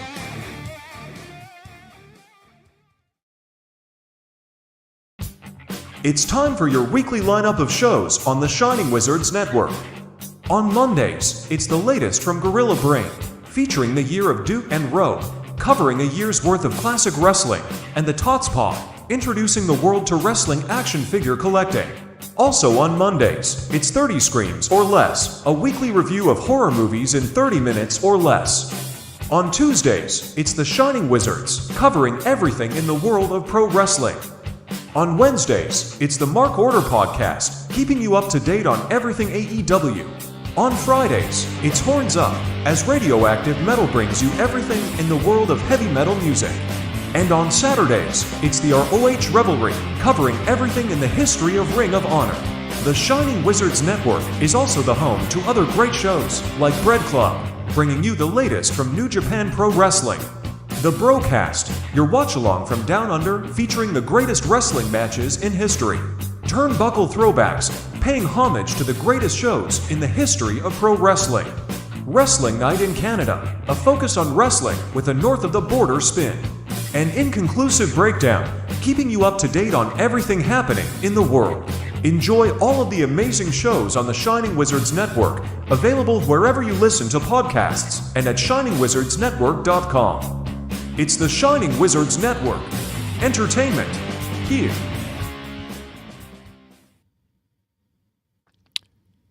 Hi, fellas. Digging that new music. Yeah, I wanted to give everything a little, fresh paint of coat, like they say. A little fresher. Yeah, just something a little spice it up. It's good. Speaking of fresh, hey Matt, what up? Did you like how I stuck Brundon's head in front of the logo of the four of us drawn, and it was Brundon looking angry? I love that like picture it a lot. It's a fucking great picture. So who's up next? Oh, I don't know. I don't know what the fuck's going on. Petey Brown. I got my Petey Brown. Got my guy coming in. Actually, Raw is in Minneapolis today, so pretty much that's where all the local guys are today. You're a disgrace for not being there. Yeah, well, eat a shit. Wait, you had a chance to go to Raw and you didn't go? It's 700, man. And? Wait, I'm but won by you. did you have a chance to go? Not in any capacity outside of being a fan. Even still, it's 700. I'm going to be here. Yeah, I know. Fuck anybody who would book something else during the 700th episode. Gotta be a real chode to do something like that. It's funny how shit works out, right? Gotta The be fucking a chode. dude, gonna be a chode. I don't want to be a chode. Chode. So rather than take a much needed nap today, I had reached out to Double T first to let him know that I would be around tonight, and he said, "Hey, I'm shooting. You want to shoot?" And we played a little Fortnite, and I was wondering why HK hasn't played Fortnite lately. Do you not love us anymore? I love you, man. I love you. I love Vince. I heard you doing exercising now and shit. Like, yeah. Fucking good for you, man. I'm on that DDP yoga, brother. Good for you. What's your favorite workout so far? Man, I'm going back. I'm doing the schedule. So which one you following? You on beginner or wherever the schedule starts, that's where I'm like 30 in now. So nice, good for you. Because I got the original, right? The DVDs. Oh, you're doing the DVDs. Okay, gotcha. Yeah, you know what? I find myself going back to a lot of the original workouts from the DVDs because they put all the DVD workouts on the app. Gotcha. Because I have the DVDs like you. I have the whole thing with the map and the pictures of everything, and then the recipes when they used to have the recipe book. Yeah. But even on the app, I still like going back to them. Like I like Fat Burner's pretty good on the DVDs. There's the mixtape, which takes like a little bit of all the workouts. That one's really a lot of fun. That's good shit, man. It's good shit. Good for you. Did you fucking when you bought it? Did you get the phone call from DDP? No, neither fucking did I. But that was part of his whole gimmick. Like, you buy the thing, I'm gonna call you. Gonna say good luck, get after it, bitch. And he didn't call. The only person that ever called me was Tony Schiavone when I bought the Tommy Young shirt. Okay. Tommy Young. HK apparently Jesse the Body Ventura is at Raw. I don't know if it's on Raw. Spoiling Raw. What are we doing? It said he's at Raw. I didn't say he was on Raw. Fuck. I saw a picture.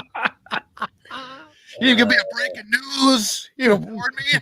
Look No at this picture. photograph. It was a backstage picture of them talking to Triple H.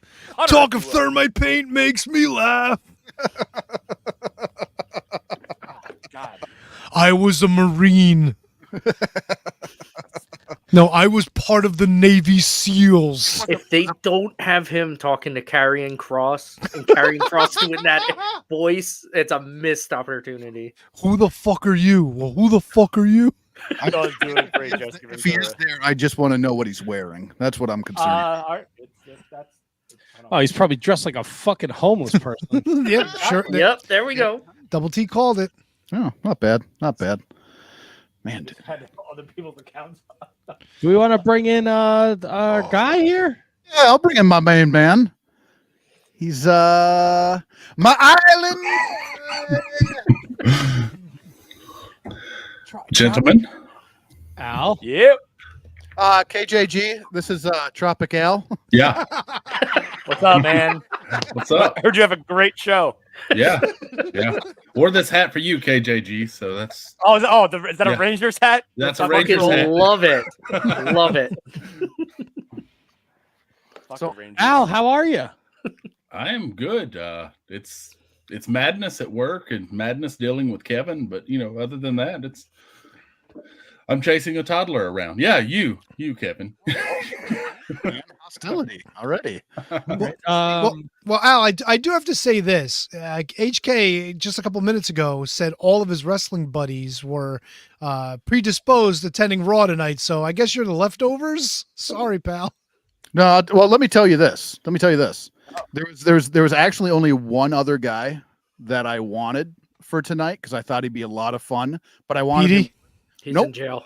But I wanted him. With yeah. I wanted him with you because I think what we're gonna do is gonna be fun here.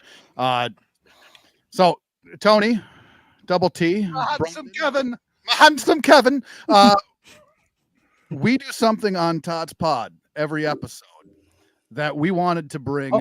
I'm sorry, I gotta cut you off because listen, can we not bury the lead here? Al, we've been on fucking the edge of our seats for weeks. For weeks, Al. We gotta know. All right. Now look, KJG said, fuck your barbecue. I'm going to fucking Beantown. All right, whatever. But he'll be there the next night for the show. That's right. I'm sorry. Are we gonna be Island Boys together in a couple weeks, Al? I booked my flight today. Oh yeah! Oh! Now the best part, Tropical. When do you land? It's like right around the same time that numbnuts above me does. So. Holy macaroni! Maybe I'll see you at the airport. Yeah. I have to be up at like 3 that morning to catch the flight in Nashville because Huntsville's ridiculous, like on the prices. So, Wow. But yeah.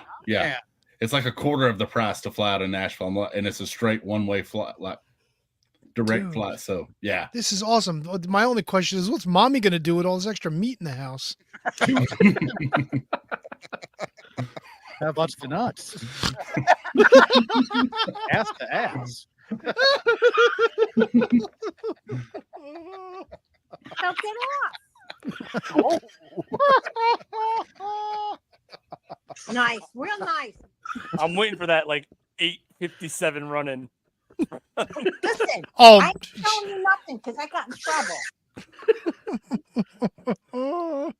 MB loves himself some Tropical. I love it. She bring the best show to or the best guest tonight is Tropical. So, again, one of the things we love. This is so exciting. I'm sorry, I didn't mean to cut you off, HK. Go Oh, ahead. and that was actually going to be part of mine, but it's okay. It's all right, Double T.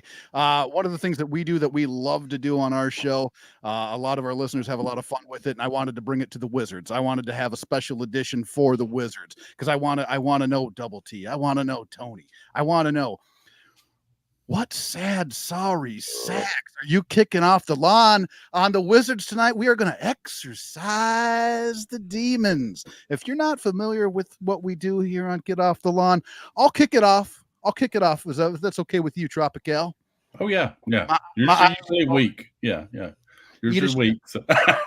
Eat a big giant shit. Hold on, I got my stuff. All right, it's ready. We are going to kick some sad, sorry sacks off the lawn. Shining Wizards edition. Starting off, the Olympic Games.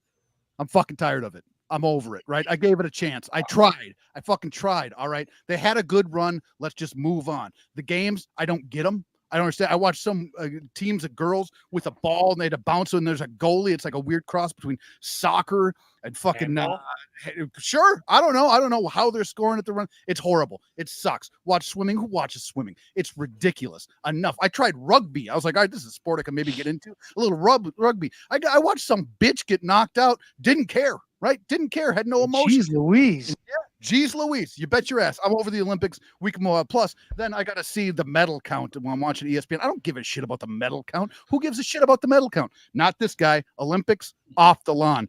Went to Target on Friday. As I'm walking in, this little kid, he walks up next to me and he says, "Sir, could you be my father for the day?"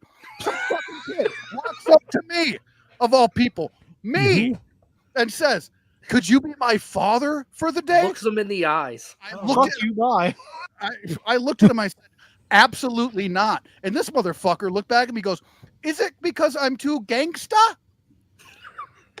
Is it because where do you live? Yeah. Is it because I'm too gangsta? You won't be my father?" All I'm picturing is that little kid screaming, "Brad!"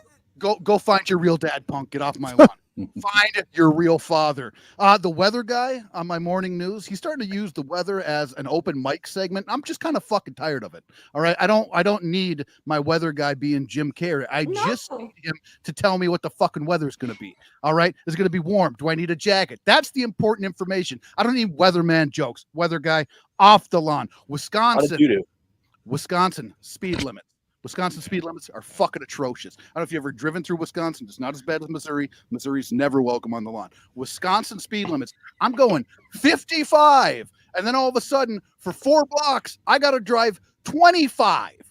25 miles an hour for 4 blocks, and then I can go 55 again. The fuck's the point in that? Just let me drive through. Never had ever. Drive through. I'm fucking over it. And then kick myself off the lawn because as I was driving to Wisconsin the other day, I forgot my fucking wallet. I'm driving to Wisconsin, got to the store, got all my shit, went to the checkout, and then I had to be the asshole that goes, oh, looks like I forgot my wallet. I had to drive back home, get the wallet, drive back there, and then, yep, no, told you, I just forgot my wallet. I'm here now. I'm back. I can buy my goods. That's it for me. That's get off my lawn, kicking myself. Gee whiz. I'm fucking tired of it. Kids at fucking Target. I'm not ever going to be your father. I'm not. But, what did you? So hold. I just gotta. Drove to. How long of a drive is it to Wisconsin? To Wisconsin from my house is about 3 minutes. Okay, so you drove to Wisconsin. Yes. Is that where you do most of your shopping? That just depends. Because you made it sound like it was like a long trip. Now it's 3 minutes. I don't give a shit if you forgot your wallet. Fucking camping. Yes, it was a longer drive. I had to go through Wisconsin to these ridiculous little 25-mile speed limits. Right, but then when did you realize you didn't have your wallet? Like, were you 10 minutes into the drive? Were you 45 minutes into the drive? It was only about 10, 15 minutes out. So I was gonna say it would be weird if you forgot your wallet at that store, drove back to your house, got your wallet, and then passed other stores where you could just buy whatever you were going to buy, but you purposely went back to that store to prove like I did forget my wallet and I'm back. I don't think people are going to trust me when you say I forgot my wallet, right? I don't know about that. I don't know about that. They didn't give it to you for free, so no, absolutely not. I didn't expect them to. No harm, no foul on their end. None at all. It was me. That's why I kicked myself off the lawn. Forgot the wallet. I never forget my wallet. Is there a tax benefit for going shopping in Wisconsin over? There is a tax benefit going shopping in Wisconsin. Yes. Okay. Well, there you go. Couple of percent. But that's what I got. That's my lawn. That's who can get off of it. Tropical, Lover Boy, The Long Hard Day, My Island Boy, The Puka Pimp. Who are you kicking off your lawn? Do you want me to save you guys for last? Like I can do that. I can start with work if you'd like that, or if you want to pepper them through. Well, Buck Zumoff wants to know if we can kick Cheez-Its off the lawn because he doesn't have enough JPay to get some. Amazing. Yeah. Yeah, I'm with Matt. Buck Zumoff is off the lawn. That's so we're getting upgrades at work. And I don't know, with all the software issues that everyone's been having lately, you would think with the military, hey, you would hold off on this and run it out. No, let's push it through. We've got meeting things that, customers all around the world. Yeah, it doesn't work today.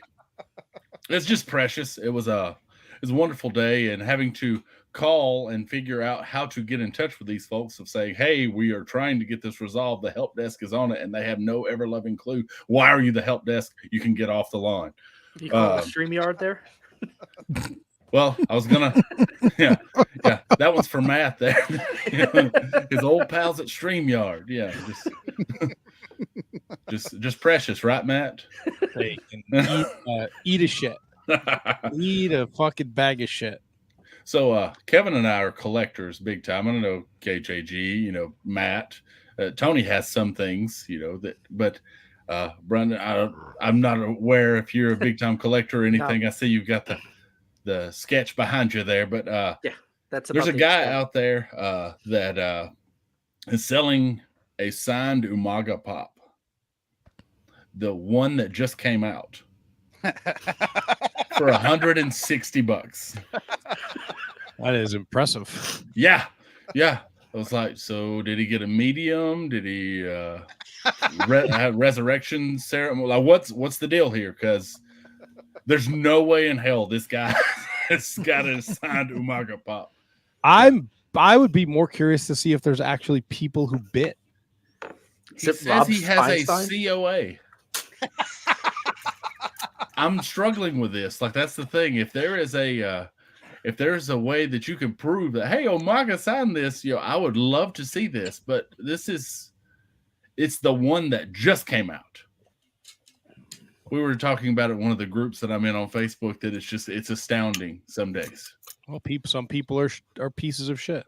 Yes, and they all can get off the line. The scammers, scalpers, fig swappers, all those people, being in the collecting world. The toy manufacturers that make it impossible to get any figures for my 3-year-old son out of the package in a timely manner can get right off the line. Yep. I don't know if you know a 3-year-old that has patience. I haven't met one yet, though, and screaming, wanting to, I realize I have this son, but it's impossible to get out. The wife told me to mention that one. Let's see. Scott George in the chat earlier defended HK when I said it's when y'all introduced him and it went downhill. Yeah, he can get off the lawn now for defending that piece of crap. Now I'll get to you guys, I guess. So, oh boy, I'm going to start with KJG for insulting Molly's hat that she picked out last week. Come on, man. Don't insult Molly's taste. We love Molly. It's like Marty Jannetty. We love Marty Jannetty, Kevin. We will always love Marty Jannetty. No. I'm going to kick it over to Tony for cutting the camera on, when Matt was taking his grumper. Decided to check in on him. Like, come on, man. And I'll go ahead and just jump in on a little bit of HK there. The way you word the questions, Kevin, that you have to change it every time. You do every time. You have to reword it. Yeah. Try to paint my good brother Double T in a light that, like when you're home alone, you're a king in your castle. No, you're not, Al. If you take a shower at night and you're not going out, I don't care if you put on deodorant. Again, you're a king of your castle. No, wrong. Yeah. I also need to jump in. Matt is technically not home alone when he's doing the show. So if he leaves the door open when he goes to take a grumper, that's on us. We are there. Our eyes are through his camera. So if we want to take a peek at what Matt's doing in the men's room because he left the door open, that's on him, buddy. I thought you meant who was downstairs. Oh, that's right. Isn't Mommy home? Mommy don't come upstairs. And I believe there was a guest a couple weeks ago. She could tell you're home, though. Thank you, Matthew Birch. It's nothing wrong. Matthew Birch, yeah, he says there's nothing wrong with the way Handsome Kevin asks his questions. And I agree there was with a that. guest a couple weeks ago who dumped with the door open because there were other doors closed around him. So technically the doors were closed. All right, so my doors are closed? Yeah, your front door. That door is closed? Yeah, but we're in the room with you when you're doing the show live. I didn't ask you to put me on camera. Well, close the door. Why? I don't need to close that door. Well, yeah, apparently you do if you don't want to be on camera. I was tempted to put you on camera during the commercial break. Why? Just leave me alone.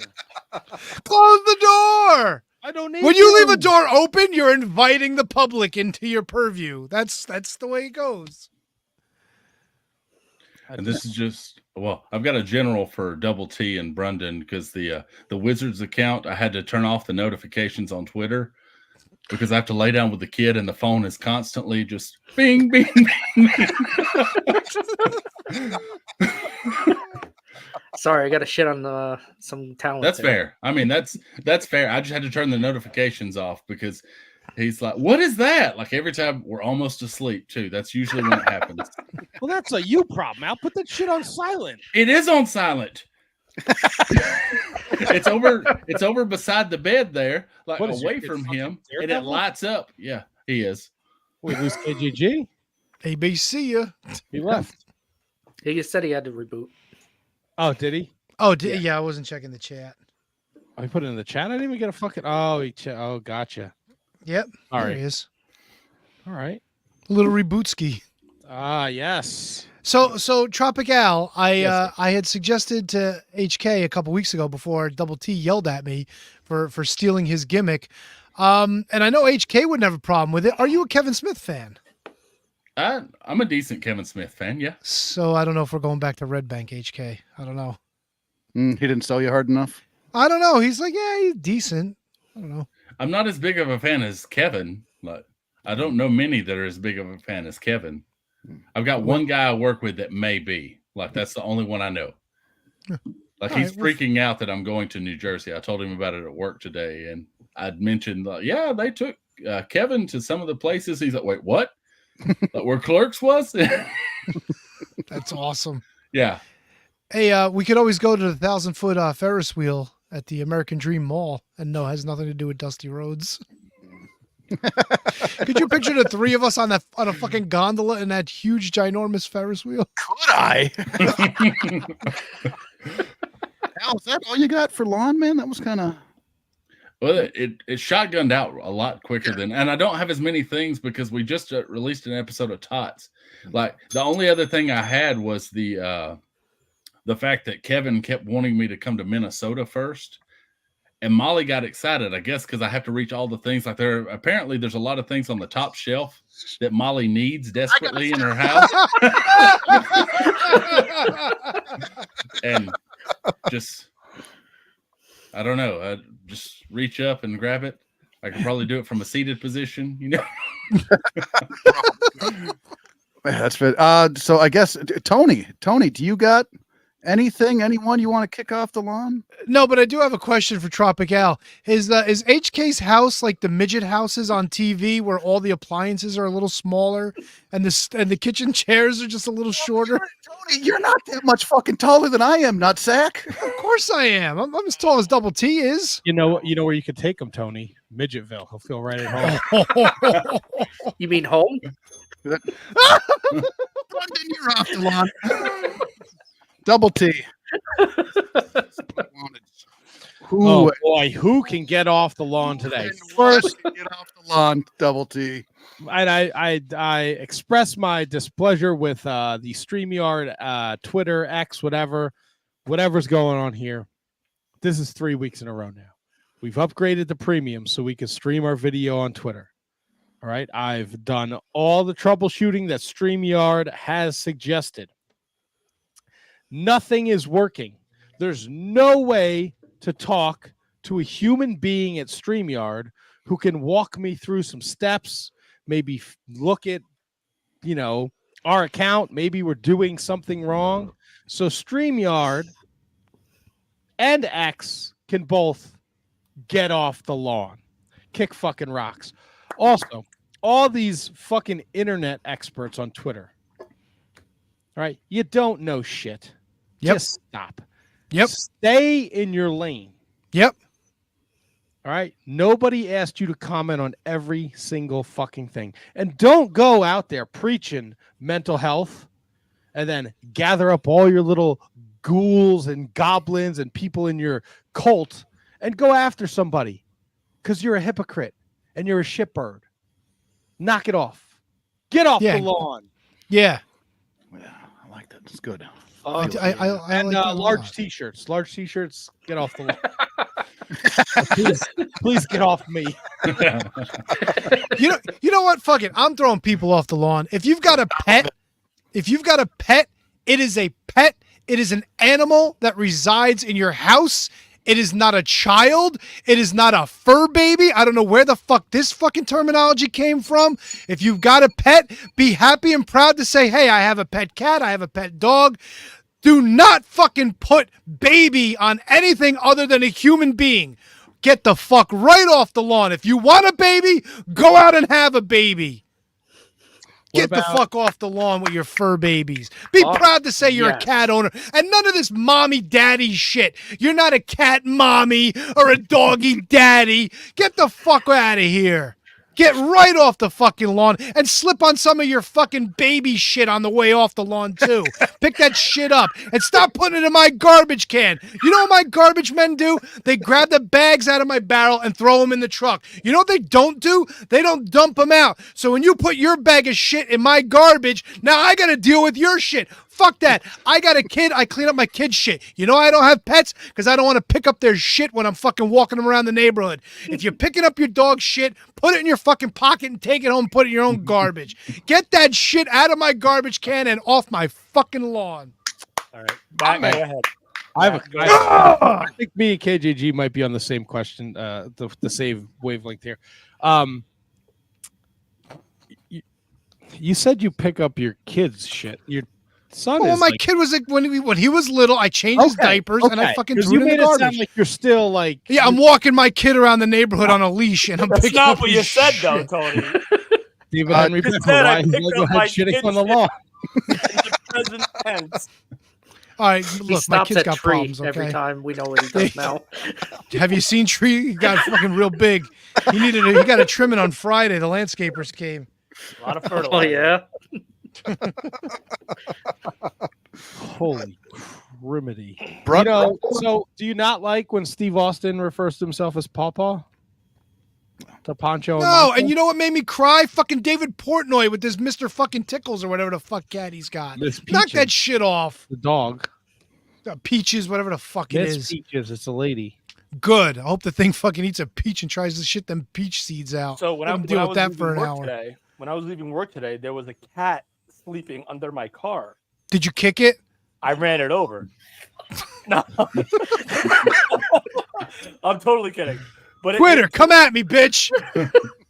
It delayed, Come at me, bitch. It delayed me going home for like 10 minutes. Why? You're jobbing to a fucking stray cat. Turn the fucking car on and rev the engine. That fucker will run. And No, if he I- doesn't, oh well. Because I just drooled on myself. I didn't want to be that guy that I kept hitting like the lock, like the beep, beep, beep, beep, hoping that it would go, and it just wouldn't move. So Beat like the then horn. I took a few steps towards it, like threatening steps. It was like, hey, Threatening. I approached the cat in a menacing manner. that's right. Can We you, get a lot of Did you we have a lot miss? of ferals at the West Orange Police Department. KJG, can you please see if there's like parking lot footage of you lunging at a cat under your car? Oh, there definitely is, without a doubt. We got cameras. It's a police department. We got cameras. All I would over. love to put Shining Wizards underneath that and use it for an open. What is it, lemon face, lime face? Arr. That little guy. Oh my god. Yeah, but I did not run over the cat. That was a Fuck joke. that. A cat's gonna keep me from going home. Who the fuck do you think you are? Get the fuck out of here. Hey, this is a feral, man. We're not talking about no house cat here. I mean, it's a stray cat. It's not Mittens. Just get in the car. Yeah, we're not talking about Nelly over here, who gives no fucks. Brundo, do you got anything you want to kick off your lawn? Yeah. So I know most of you guys work in an office. I would say anybody who constantly fucking makes noise in an office, whether you're tapping your fingers or tapping your fucking feet, slapping your pen or yawning because, you're bored of never doing shit at work, get off my fucking lawn.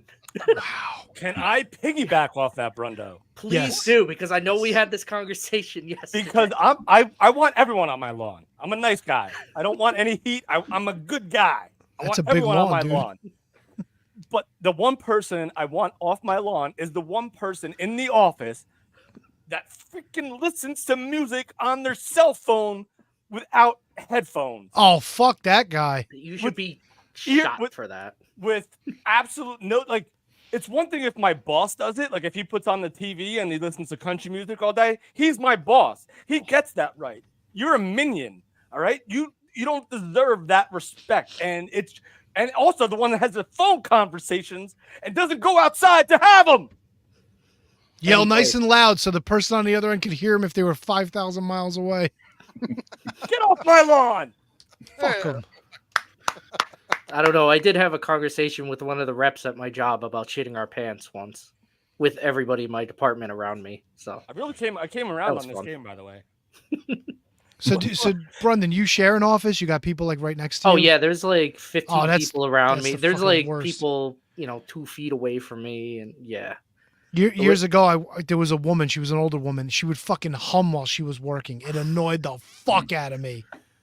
Like I could almost take like somebody just kind of like like listen to music a little bit loud, whatever. But humming cuts through me like a fucking hot knife through butter. It's the most annoying shit. I almost wish, like I said it yesterday, I almost wish I didn't get my fucking hearing fixed.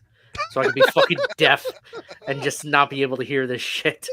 That would be an interesting gimmick for the podcast. Holy shit. It's good.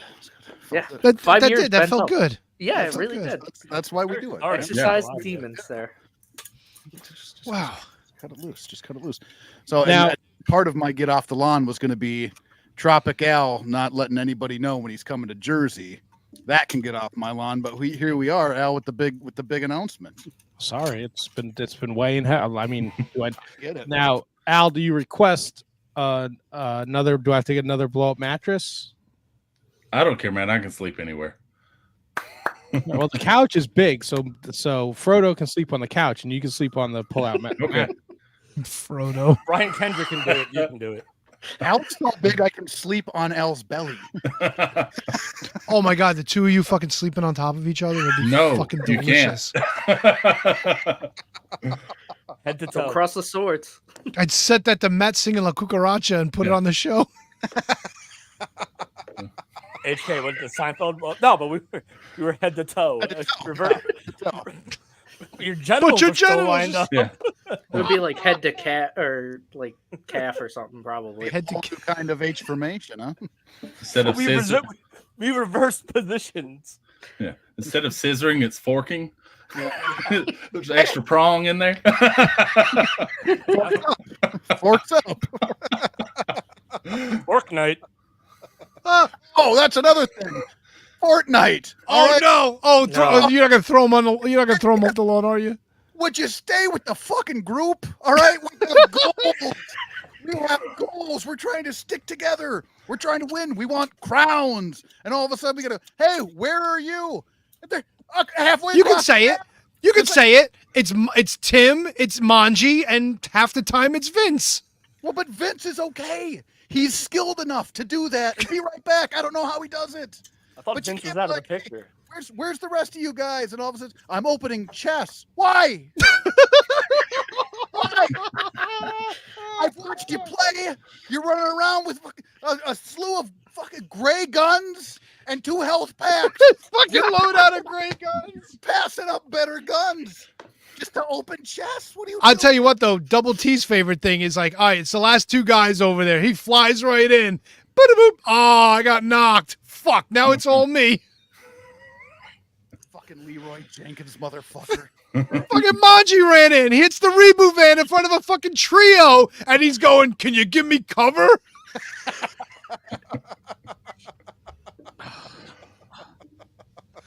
Oh my god, I love playing the game, but my god, sometimes it's so maddening.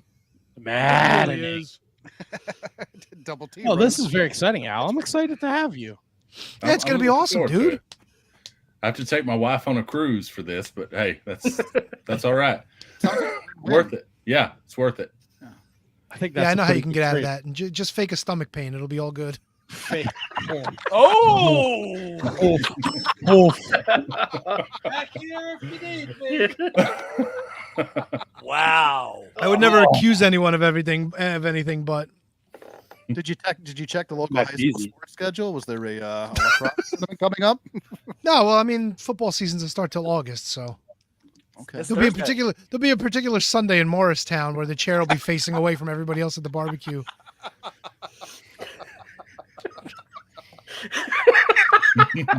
I was expecting to get at least a little bit more of a hammering on Saturday.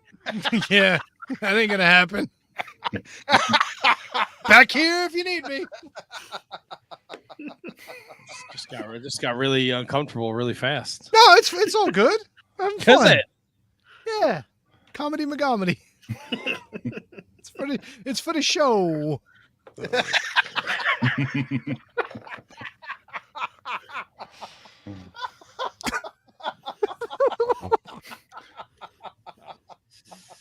Yeah, Matt, how do you have these two together? Time. How? It's not easy. Come on, man. It's all for the show. It's all yeah. it's all for laughs. Shits and giggles, my man. Shits and giggles. So look, I'll be fully transparent. I didn't book a single guest after 9 o'clock, but I put out a lot of messages. So I don't know what's gonna happen after 9 o'clock. Well, about 9:15, I'll be going to bed because I haven't slept all night. So that'll be my thing. Hey, do you have any videos you want to run? If anybody that sent any well wishes or show videos. Hold on. Well, I mean, you have them. I'm just I they're not know. in- I had everything set up, and then you fucking, Shanghai'd everything. Really? Asian references again? Oh, boy. As always. All right. Did you get an opportunity to cancel Pearl Harbor? Well, I mean, Pearl Harbor happened 70 years ago. All right. Let's see here. This is we got a. Oh nope, not the wrong button. Present. Share the screen. This is a video from former. You'll know when you see it. Okay. You'll know when you see it. This guy's the best. Hold on, I gotta put it here. I gotta put it over here. Add it to the stage. Who hit the button? I don't There it know. is. All right, and then I gotta hit the play button. Hey, it's your former Can You Beat That champion, Greg Cherry, here to say congrats to the Shining Wizards for 700 episodes. I can't believe we've been putting up with your asses that long, but that's insane. Love-yins, hope for 700 more. No, see, all right. Now I got to throw this fuck off my lawn. I was going to throw him off his lawn. He's got boxes. Is he still renovating his home? How many? He was doing that 80 episodes ago. Not only that, 700 more episodes? That's a fucking death sentence. Do you realize I'll be in my 60s at that point? You're not? I can't wait. Fuck off, Brendan. Yo, we give this guy the title of a wizard. He's coming in hot. Yeah, he's on fire tonight. I got to give him that. I don't get to make old jokes very often, so. That's where Get Off the Lawn KJG came makes them all the time. Yeah, that's where Get Off the Lawn came from, because we started our Tots pod with a couple of the guys in their 20s, and we were the really old farts, and that's where that segment was born. It just things annoy us. We see the kid kicking the ball in our yard. This is mine now. Yeah, That's it. Went over the fence. My property. Oh man, that's the shit too. Like I look out on my deck and I see kids like walking up to my pond. Get the fuck off my yard. All right, get off my lawn. All right, that's not your pond.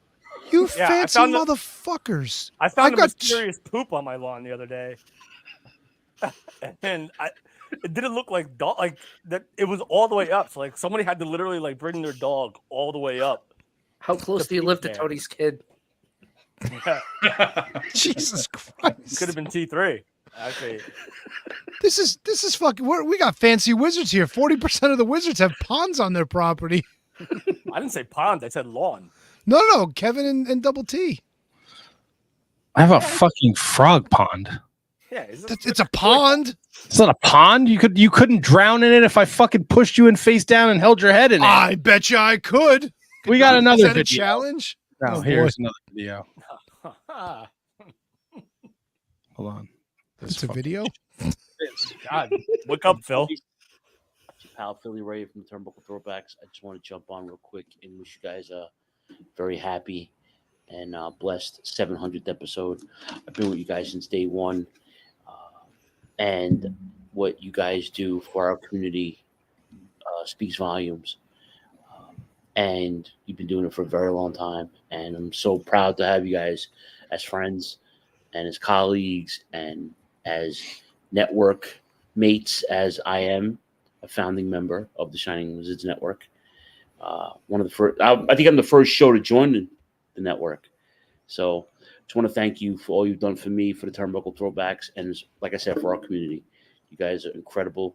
Please keep kicking ass. Please continue to do more shows. And here's the 700 more. Here's the 7,000 more. No. That's the part pretty hard for everybody else. So Thank you so much for everything. Have a That's great from show. the Impact player. Peace. Love you. What's he got? Paper thin walls? He's like fucking whispering, like, "Hey, hey guys." No, the only thing I noticed is he really needs glasses. Holy shit, is he getting cross-eyed or is it just me? Doesn't he wear glasses? Yeah, I mean he's turning 50 soon too. He's an old man like I am. The fucking I was gonna say the he doesn't know that it's 700 clearly because the balloons behind him started with a 5. No, his turnbuckle throwbacks turned 500 on July 5th. They turned 500. Jesus, had their 500th episode. I think it was actually his 12th anniversary. I think that was to celebrate how many co-hosts he's had.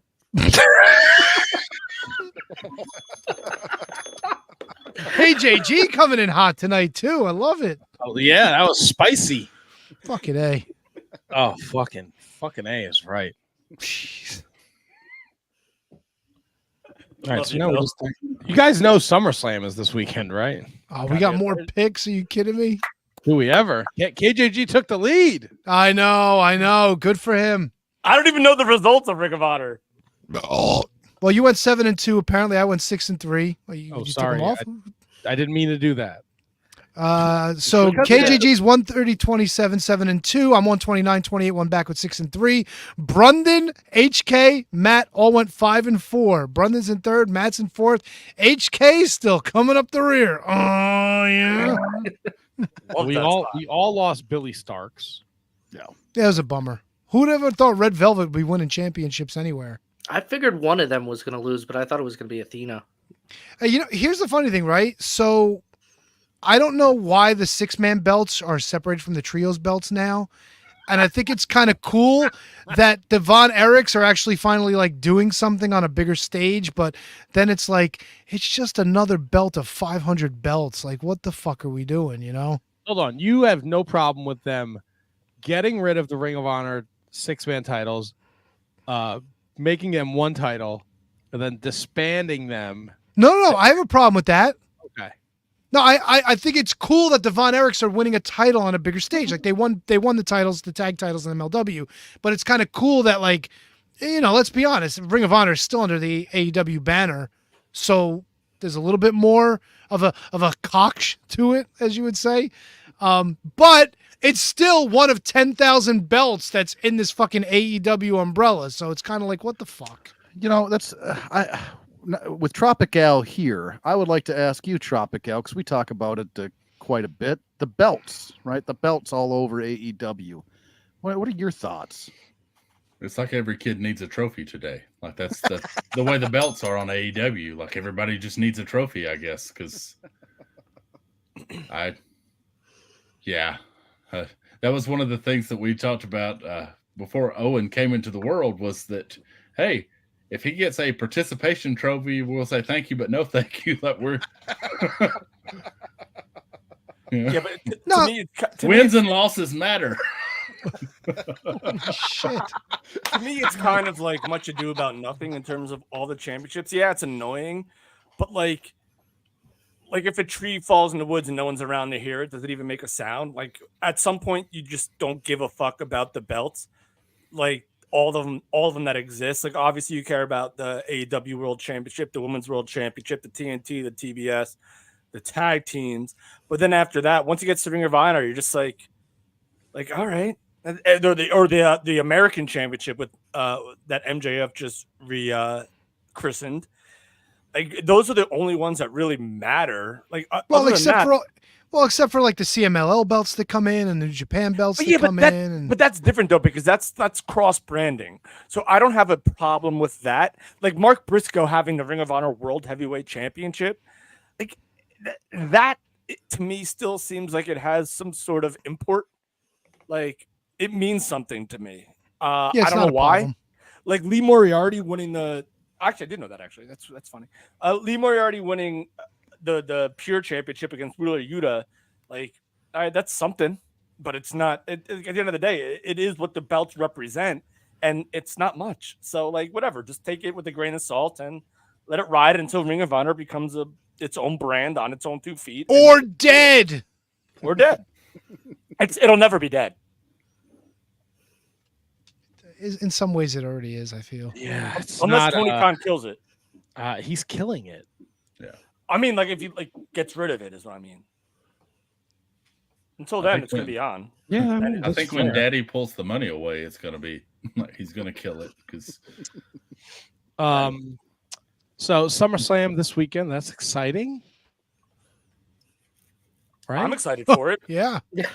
Dude, I'm telling you right now, the Bloodline stuff is super underrated. Solo Sikoa is super underrated as like a top guy, and I know he's not quite there yet. And these guys are all new, so it's not like the Usos and Roman, but it's got a lot of feel to it. And the whole story with Cody Rhodes like causing all the people that get his back to be taken out is a pretty cool wrinkle into the whole storyline. So I'm excited about where this goes. Did you notice they took Tongaloa out again? They like poked him in the eye or some shit. So now Jacob Fatu's there. They really don't want Tongaloa to wrestle, huh? Oh, hey, I'm totally changing the subject. Oh. You guys remember 1995 WCW? Like It's like Eddie never left. Like six months before Nitro.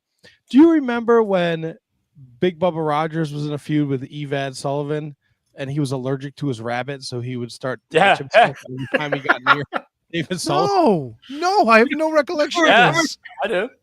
Evad Sullivan used to bring a rabbit to the ring in a cage. And I remember that. Big Bubba would sneeze uncontrollably. That's pretty fucking funny, actually. What the fuck? I don't know why.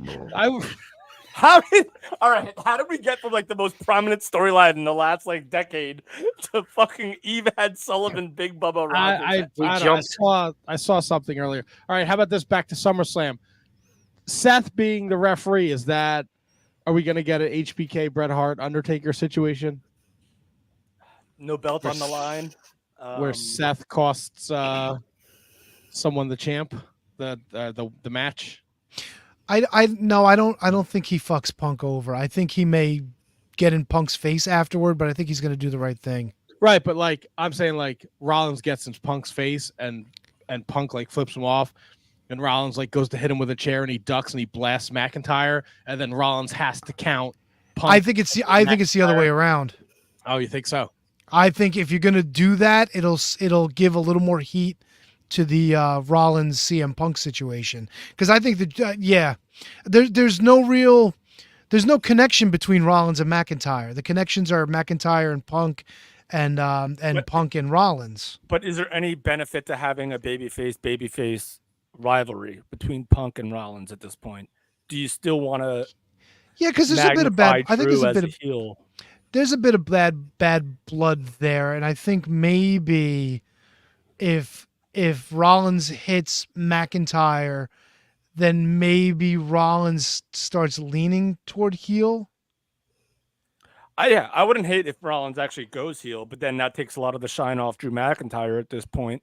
But if you have another heel, because it looks like Damian Priest is probably going to turn babyface, so if you have Rollins and Drew as your top heels, and Damian, and add Gunther to that too, and you have CM Punk and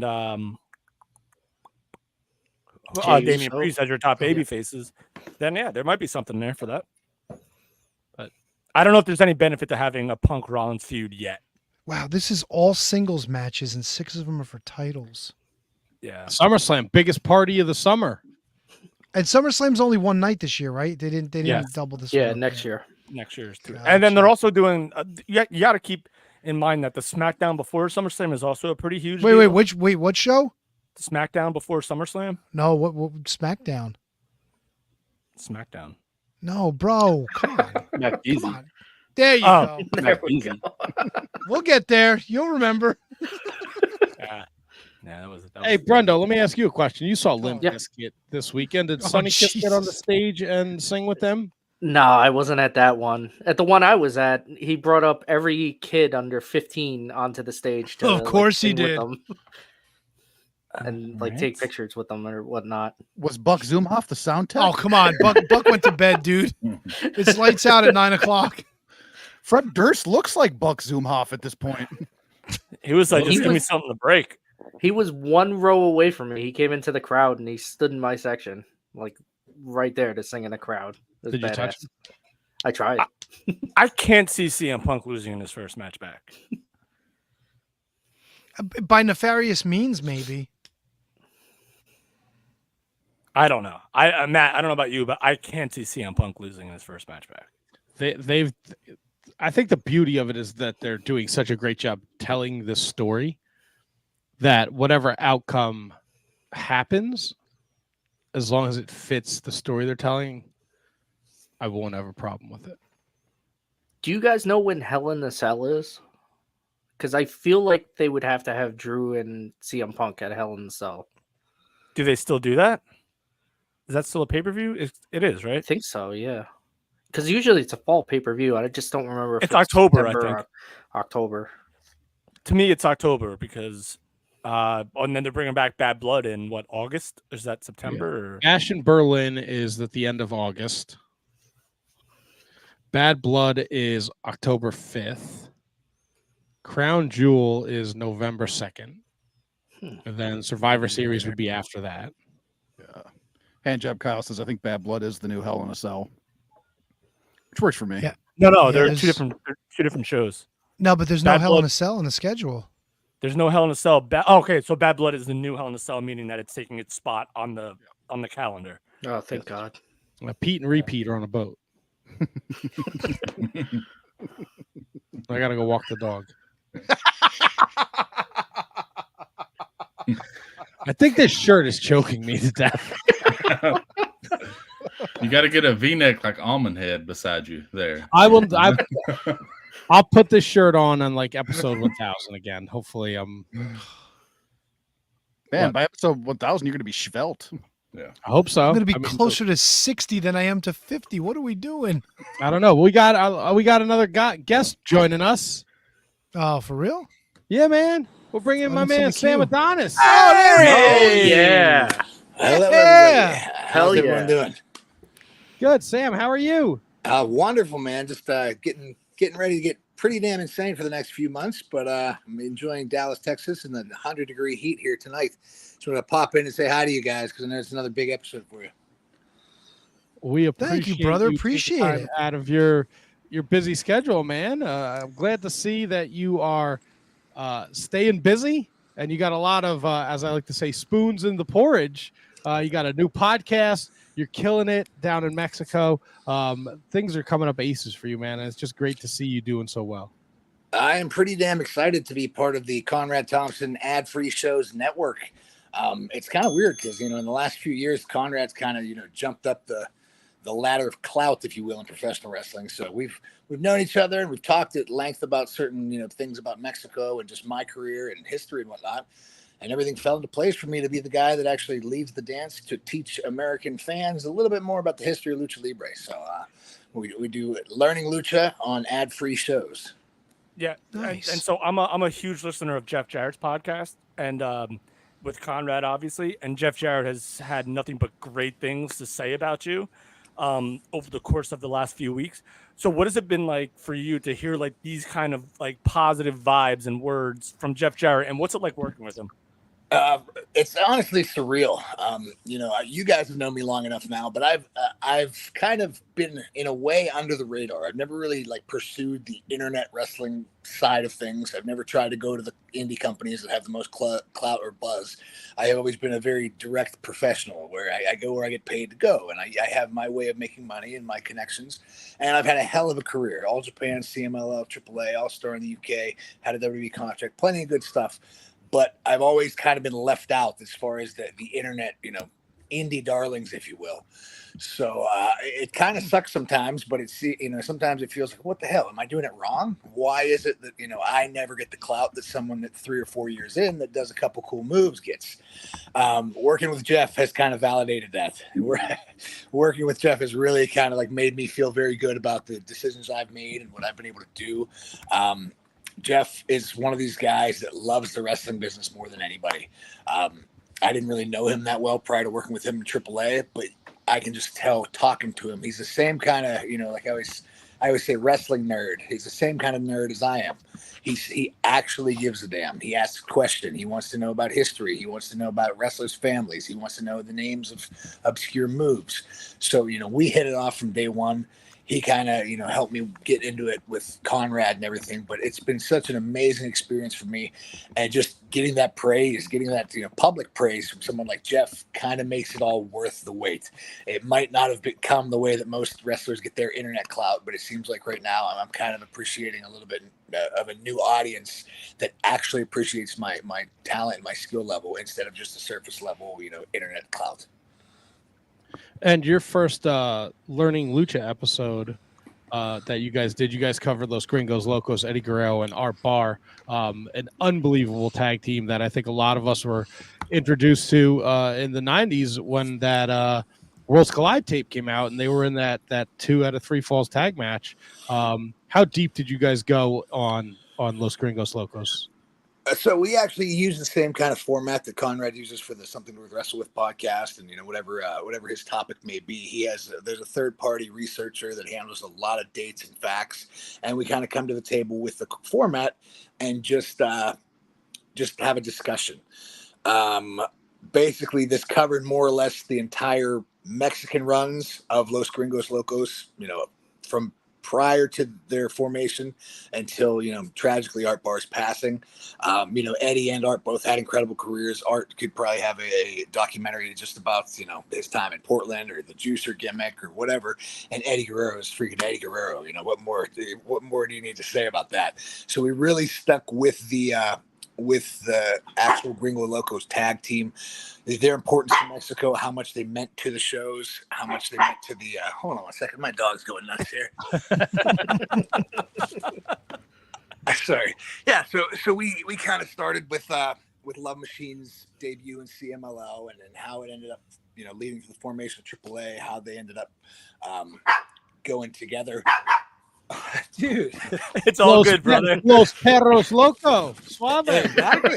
I swear, every time there's a podcast or a camera running, somehow he is just super angry about something. Same thing with Matt and his cat.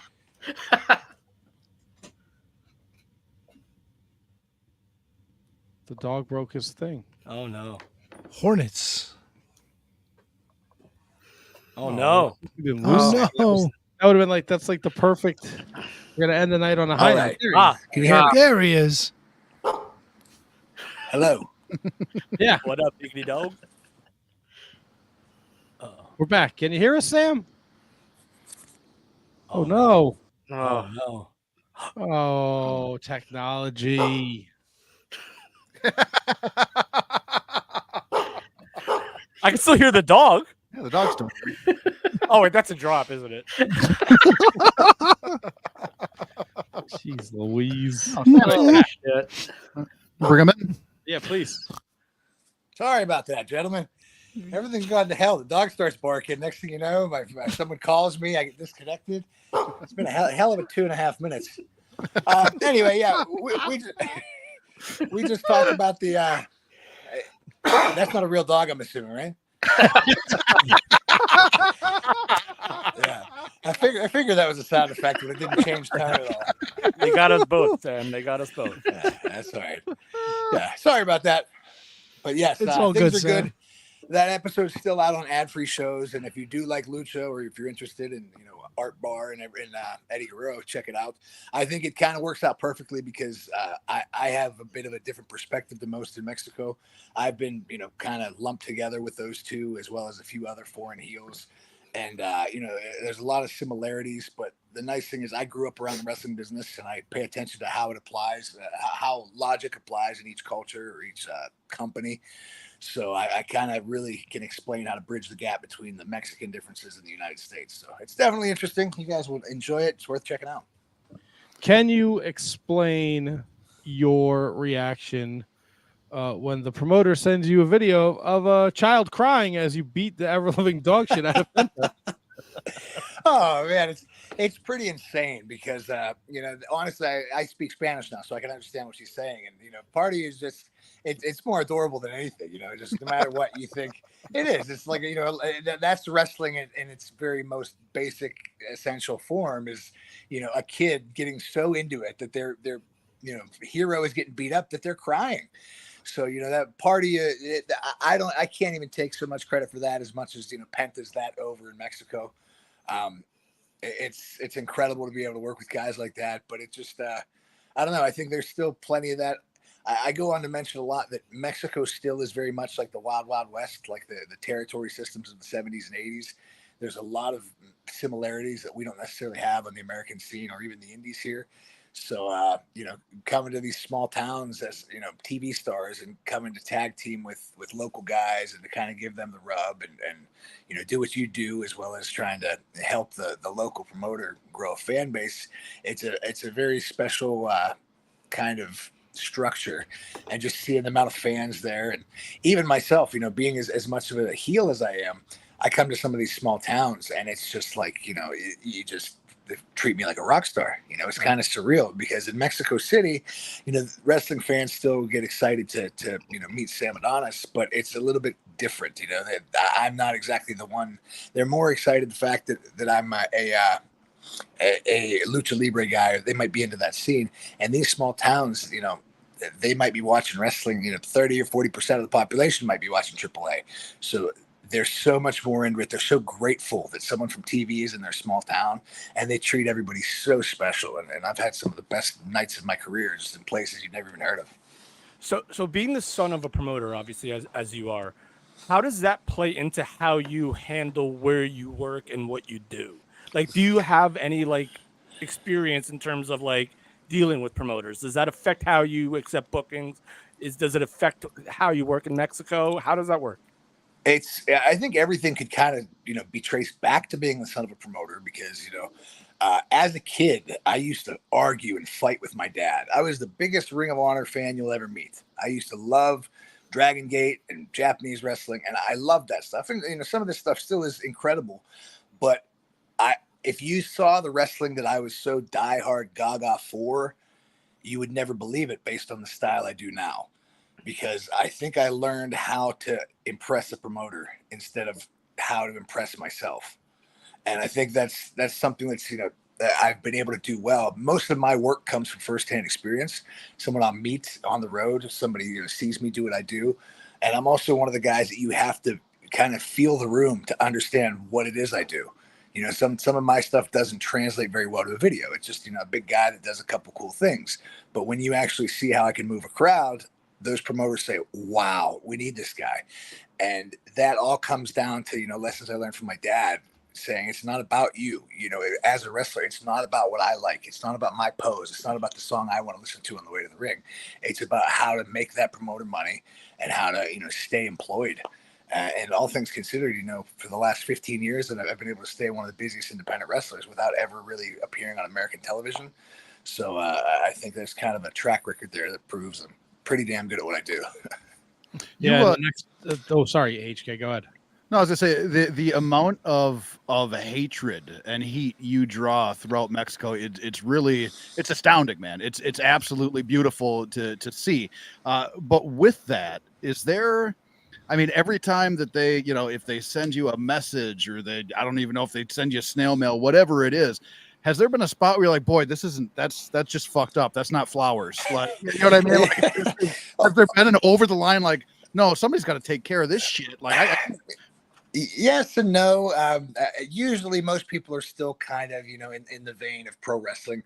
Sometimes you get to see someone that's really drunk and ready to fight after a match. And that's usually, usually security can handle something like that. I get a lot of the hate mails, but most of it's, 14, 15-year-old kids and stuff. The ones that really kind of spook me out, and I don't know what's causing it. Sometimes people will send me the cartel pictures, the beheadings or some of the violence, and it's weird because you can see the account it's coming from. It's almost like a lack of. It's not a credible threat in a way. There's almost something else going on there. I don't know if somebody has some maybe emotional issues or something. It doesn't feel like I'm actually being threatened. Sometimes it's like, oh, wow, this is a bit much, and they'll say some stuff that's unsavory, but you can tell, I don't know. It's really hard to explain unless you see it firsthand. The ones that are that bad are almost, it might even be a couple kids messing around in the basement on a Friday night. Hey, let's send Sam Adonis some threats or so. I've never really been too scared about my well-being. And honestly, I'm so ready for my big baby face turn. It's crazy. I've been waiting for it about 2 years. Do you worry about that? Like, because again, the amount of hatred and heat that you generate. Do you worry about it not turning the corner with you as you turn? I really don't. I think I'm at that level now where I think that, I've been such a fixture. I've been 7 years in Mexico as one of the top heels. And, again, going back to wrestling for a promoter instead of yourself, I've always done what the promoter wants, and that's piss the people off. But I'm also a very good babyface. I know how to wind a crowd up, and I have my fire. I do cool, I have a comeback that's like a Tito Santana, crazy, I can move the room just as well. So when that's the job I get paid to do, people say, damn, that's just as good a babyface as he's a heel. So getting that opportunity is the hard part because, like I said, right now in Mexico, I've been a proven commodity for 7 years. And when someone books me, they book me because they know that crowd is going to be extra loud for whether it's Psycho or Penta that night. And it's going to be, an ambience that only I can create. So I think it's inevitable. I think it's one of those things that's going to have to be a storyline, circumstantial thing, whether it's somewhere down the line, there's going to be some heel that's more hated than me. And maybe I'm the guy that saves the day. But that's me being selfish. That's me just wanting to do it because it's the last thing I've never done. I really do. I think I'm going to have a very good babyface run in Mexico, especially being a 6'4", American guy that speaks fluent Spanish. I think there's a lot of money to be made there. But until the bosses make that decision, there's really nothing I can do. Wait till you see the little terror that's making all this noise too. Is there anything that you would have changed? Oh God! All right, it's always the little ones. Yeah, my vicious little Shih Tzu. Yes, he's just jealous. He's just jealous. I'm talking to you guys, and not him. And I'm sorry. Would I change about what? What was the question? So, like, obviously, you're making a huge name for yourself in Mexico. You have been for the last decade or so. Would you have rather have chosen this career path as opposed to a different one? Like, would you have rather made it in the States, or are you content with where you are with this? I'm content with where I am because I think it's given me a level of credibility that not really anyone that chooses the alternate path is able to achieve. To be able to actually learn a style and be able to be an asset to a money drawing wrestling company. Some of the biggest independent stars in the USA can never in a million years say they drew money. They were never the reason that wrestling show made that money on that night. And I've been in the position to do that on multiple occasions. I think it was 2017. This is well before AEW. I think myself and Kenny Omega were the only two guys that, main evented shows of over 10,000 people that are not from their native country. And that's a pretty big deal to me, so people love Japan, and that's one way to do it. I didn't have that option. So I made the most out of it in Mexico. But I think I wouldn't even say I'd change it. I think the Donald Trump stuff got me in a little bit more trouble than it was worth. I think it kind of, I think people are so soured on that. And it was more of the USA than anything. Right. Mexico was very like, yeah, get the hell out of here. That guy's a jerk. The US fans kind of wanted a reason to get their money back and, really leaned into it. So I think there's still maybe some people that, might be mad about that. I don't think it did any long-term harm, but I think maybe I'd have a different popular opinion. Maybe if I still think some fans might believe that I actually was this, this terrible human being that loved this, maniac. So, but at the same time, that leveled me up to some, again, going back to something that most independent can never say. In 2007, I had GQ magazine, Reuters, Vice, NBC, CNN. I promise you, if you check Google and search Sam Adonis, you're going to find ridiculous articles from worldwide publications that you had no idea I did, just because that story was so big. So it was invaluable, not only because of the exposure I got, but just the life lessons it taught me, and knowing how, again, this is also another asset as a performer.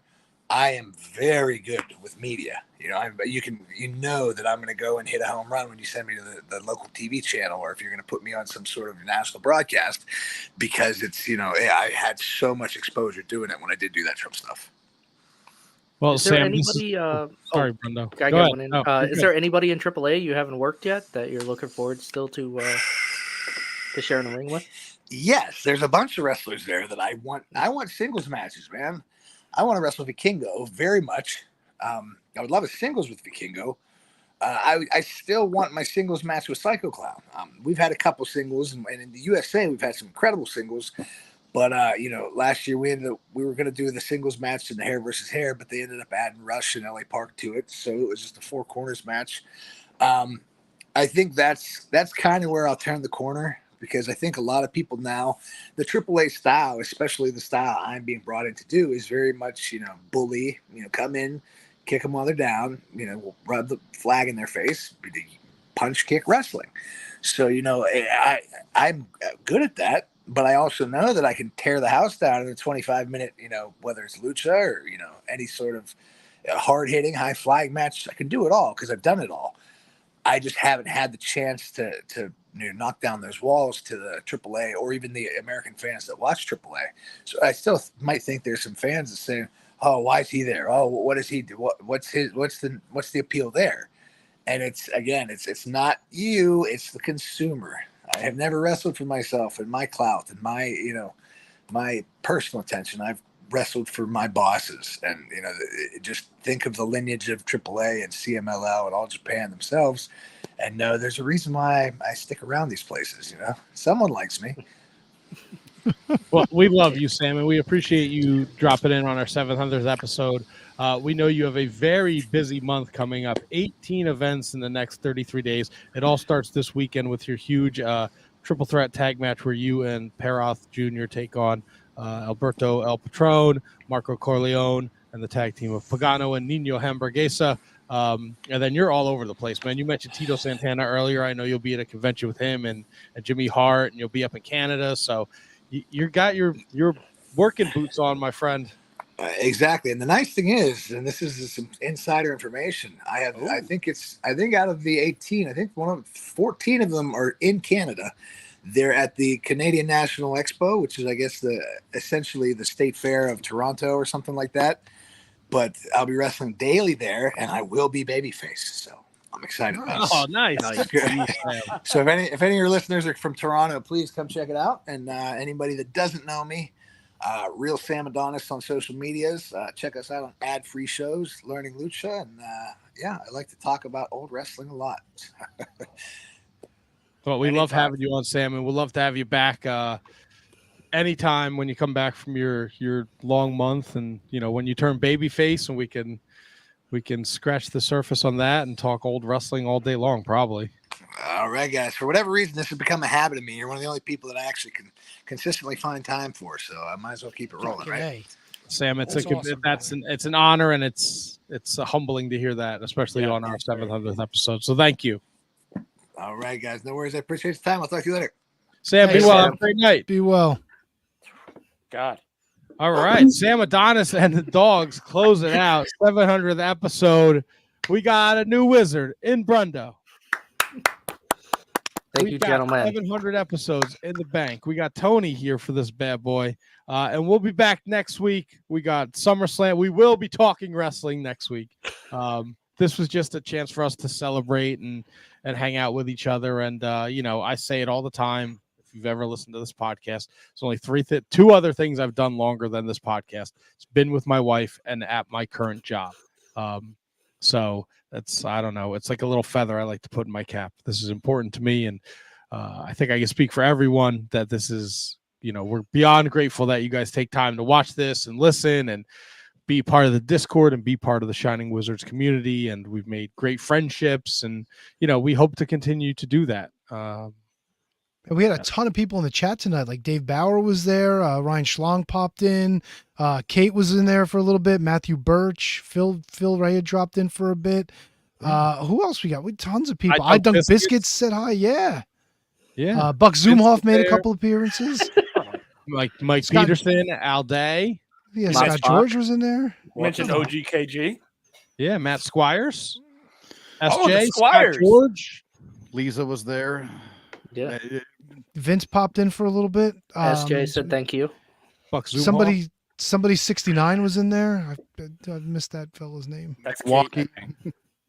Milwaukee Tom, Steve Chambers. Wait, Kate's Rewind 69? No, but she just likes that number. What, 69? Yep, nope. Oh, yeah. I'm not speaking out of school. yeah. I'm not speaking out of school. Oh, That's yeah. her gimmick. No, That's you're her not. gimmick. Oh, yeah. Somebody said in Discord, I think Hardwork said it, wondering when Brundon's going to change his name to Kevin because he's kind of breaking tradition. The last two wizards that we added that were new wizards were Kevin's. I think someone was confusing me with HK before. Who was that? Is it David Bauer? He was like saying that I was giving weather reports in Minnesota. No, that was because of the weatherman making it open mic night. That was the joke. Yeah, you just gotta connect the dots there. We all know Double T here gives the weather reports in Minnesota. Not for a while. I've been but how did I get dragged into it? Oh my God, it was a joke because you're the comedian and Handsome Kevin said that the weather guy needs to All right, stop you don't doing gotta- open mic night. You don't gotta get hot about it. I was just confused. It's all right. We walked him there. He got it. Take it easy, dude. He had to put the pen in your hand and grab your hand and connect the dots. Oh, stop. You guys are too much. You guys are too much. We're a team. You shouldn't do that. A team of what? Team Extreme. We're Navy SEALs. We saw action in Vietnam for 9 months. Did you see that? There was a video of him recently where he looked exactly like that picture that KJ posted, where he's going. He's going. I told him when I got back, I said, I want to go back to Vietnam. They said, you can't. You have to stay home for 6 months. Why do you want to go back? Because there I'm a man and here I'm a child. I can't vote. I can't drink a beer. Like, all right, go back to Vietnam and get loaded, you fucking whack job. Sounds like a great time. Yes. Can we call it Sounds Like a Great Time, Vietnam?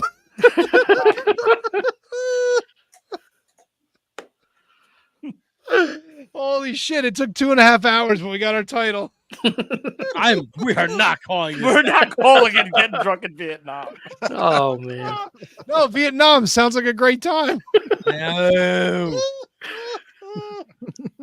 We'll be back next week. We're covering SummerSlam, and we're doing all the wrestling fuck yeah. talks and all that fucking And more shit. picks and all this nonsense. Oh, boy. This has been a production of the Shining Wizards Network. Your executive producers are Manny Kratzo and Main Event Mike Peterson. Our producers are Kate Hensler, Matt Garifo, Hi Fi, Tom, Ryan Schlong, Brendan Haney, Al Day, Kathy Hummer, William Mercier Jr., Michael Hammond, David Henry Bauer III, and Keith Parker. For everything Shining Wizards, visit shiningwizards.com. And don't forget to listen to all the great shows of the Shining Wizards Network.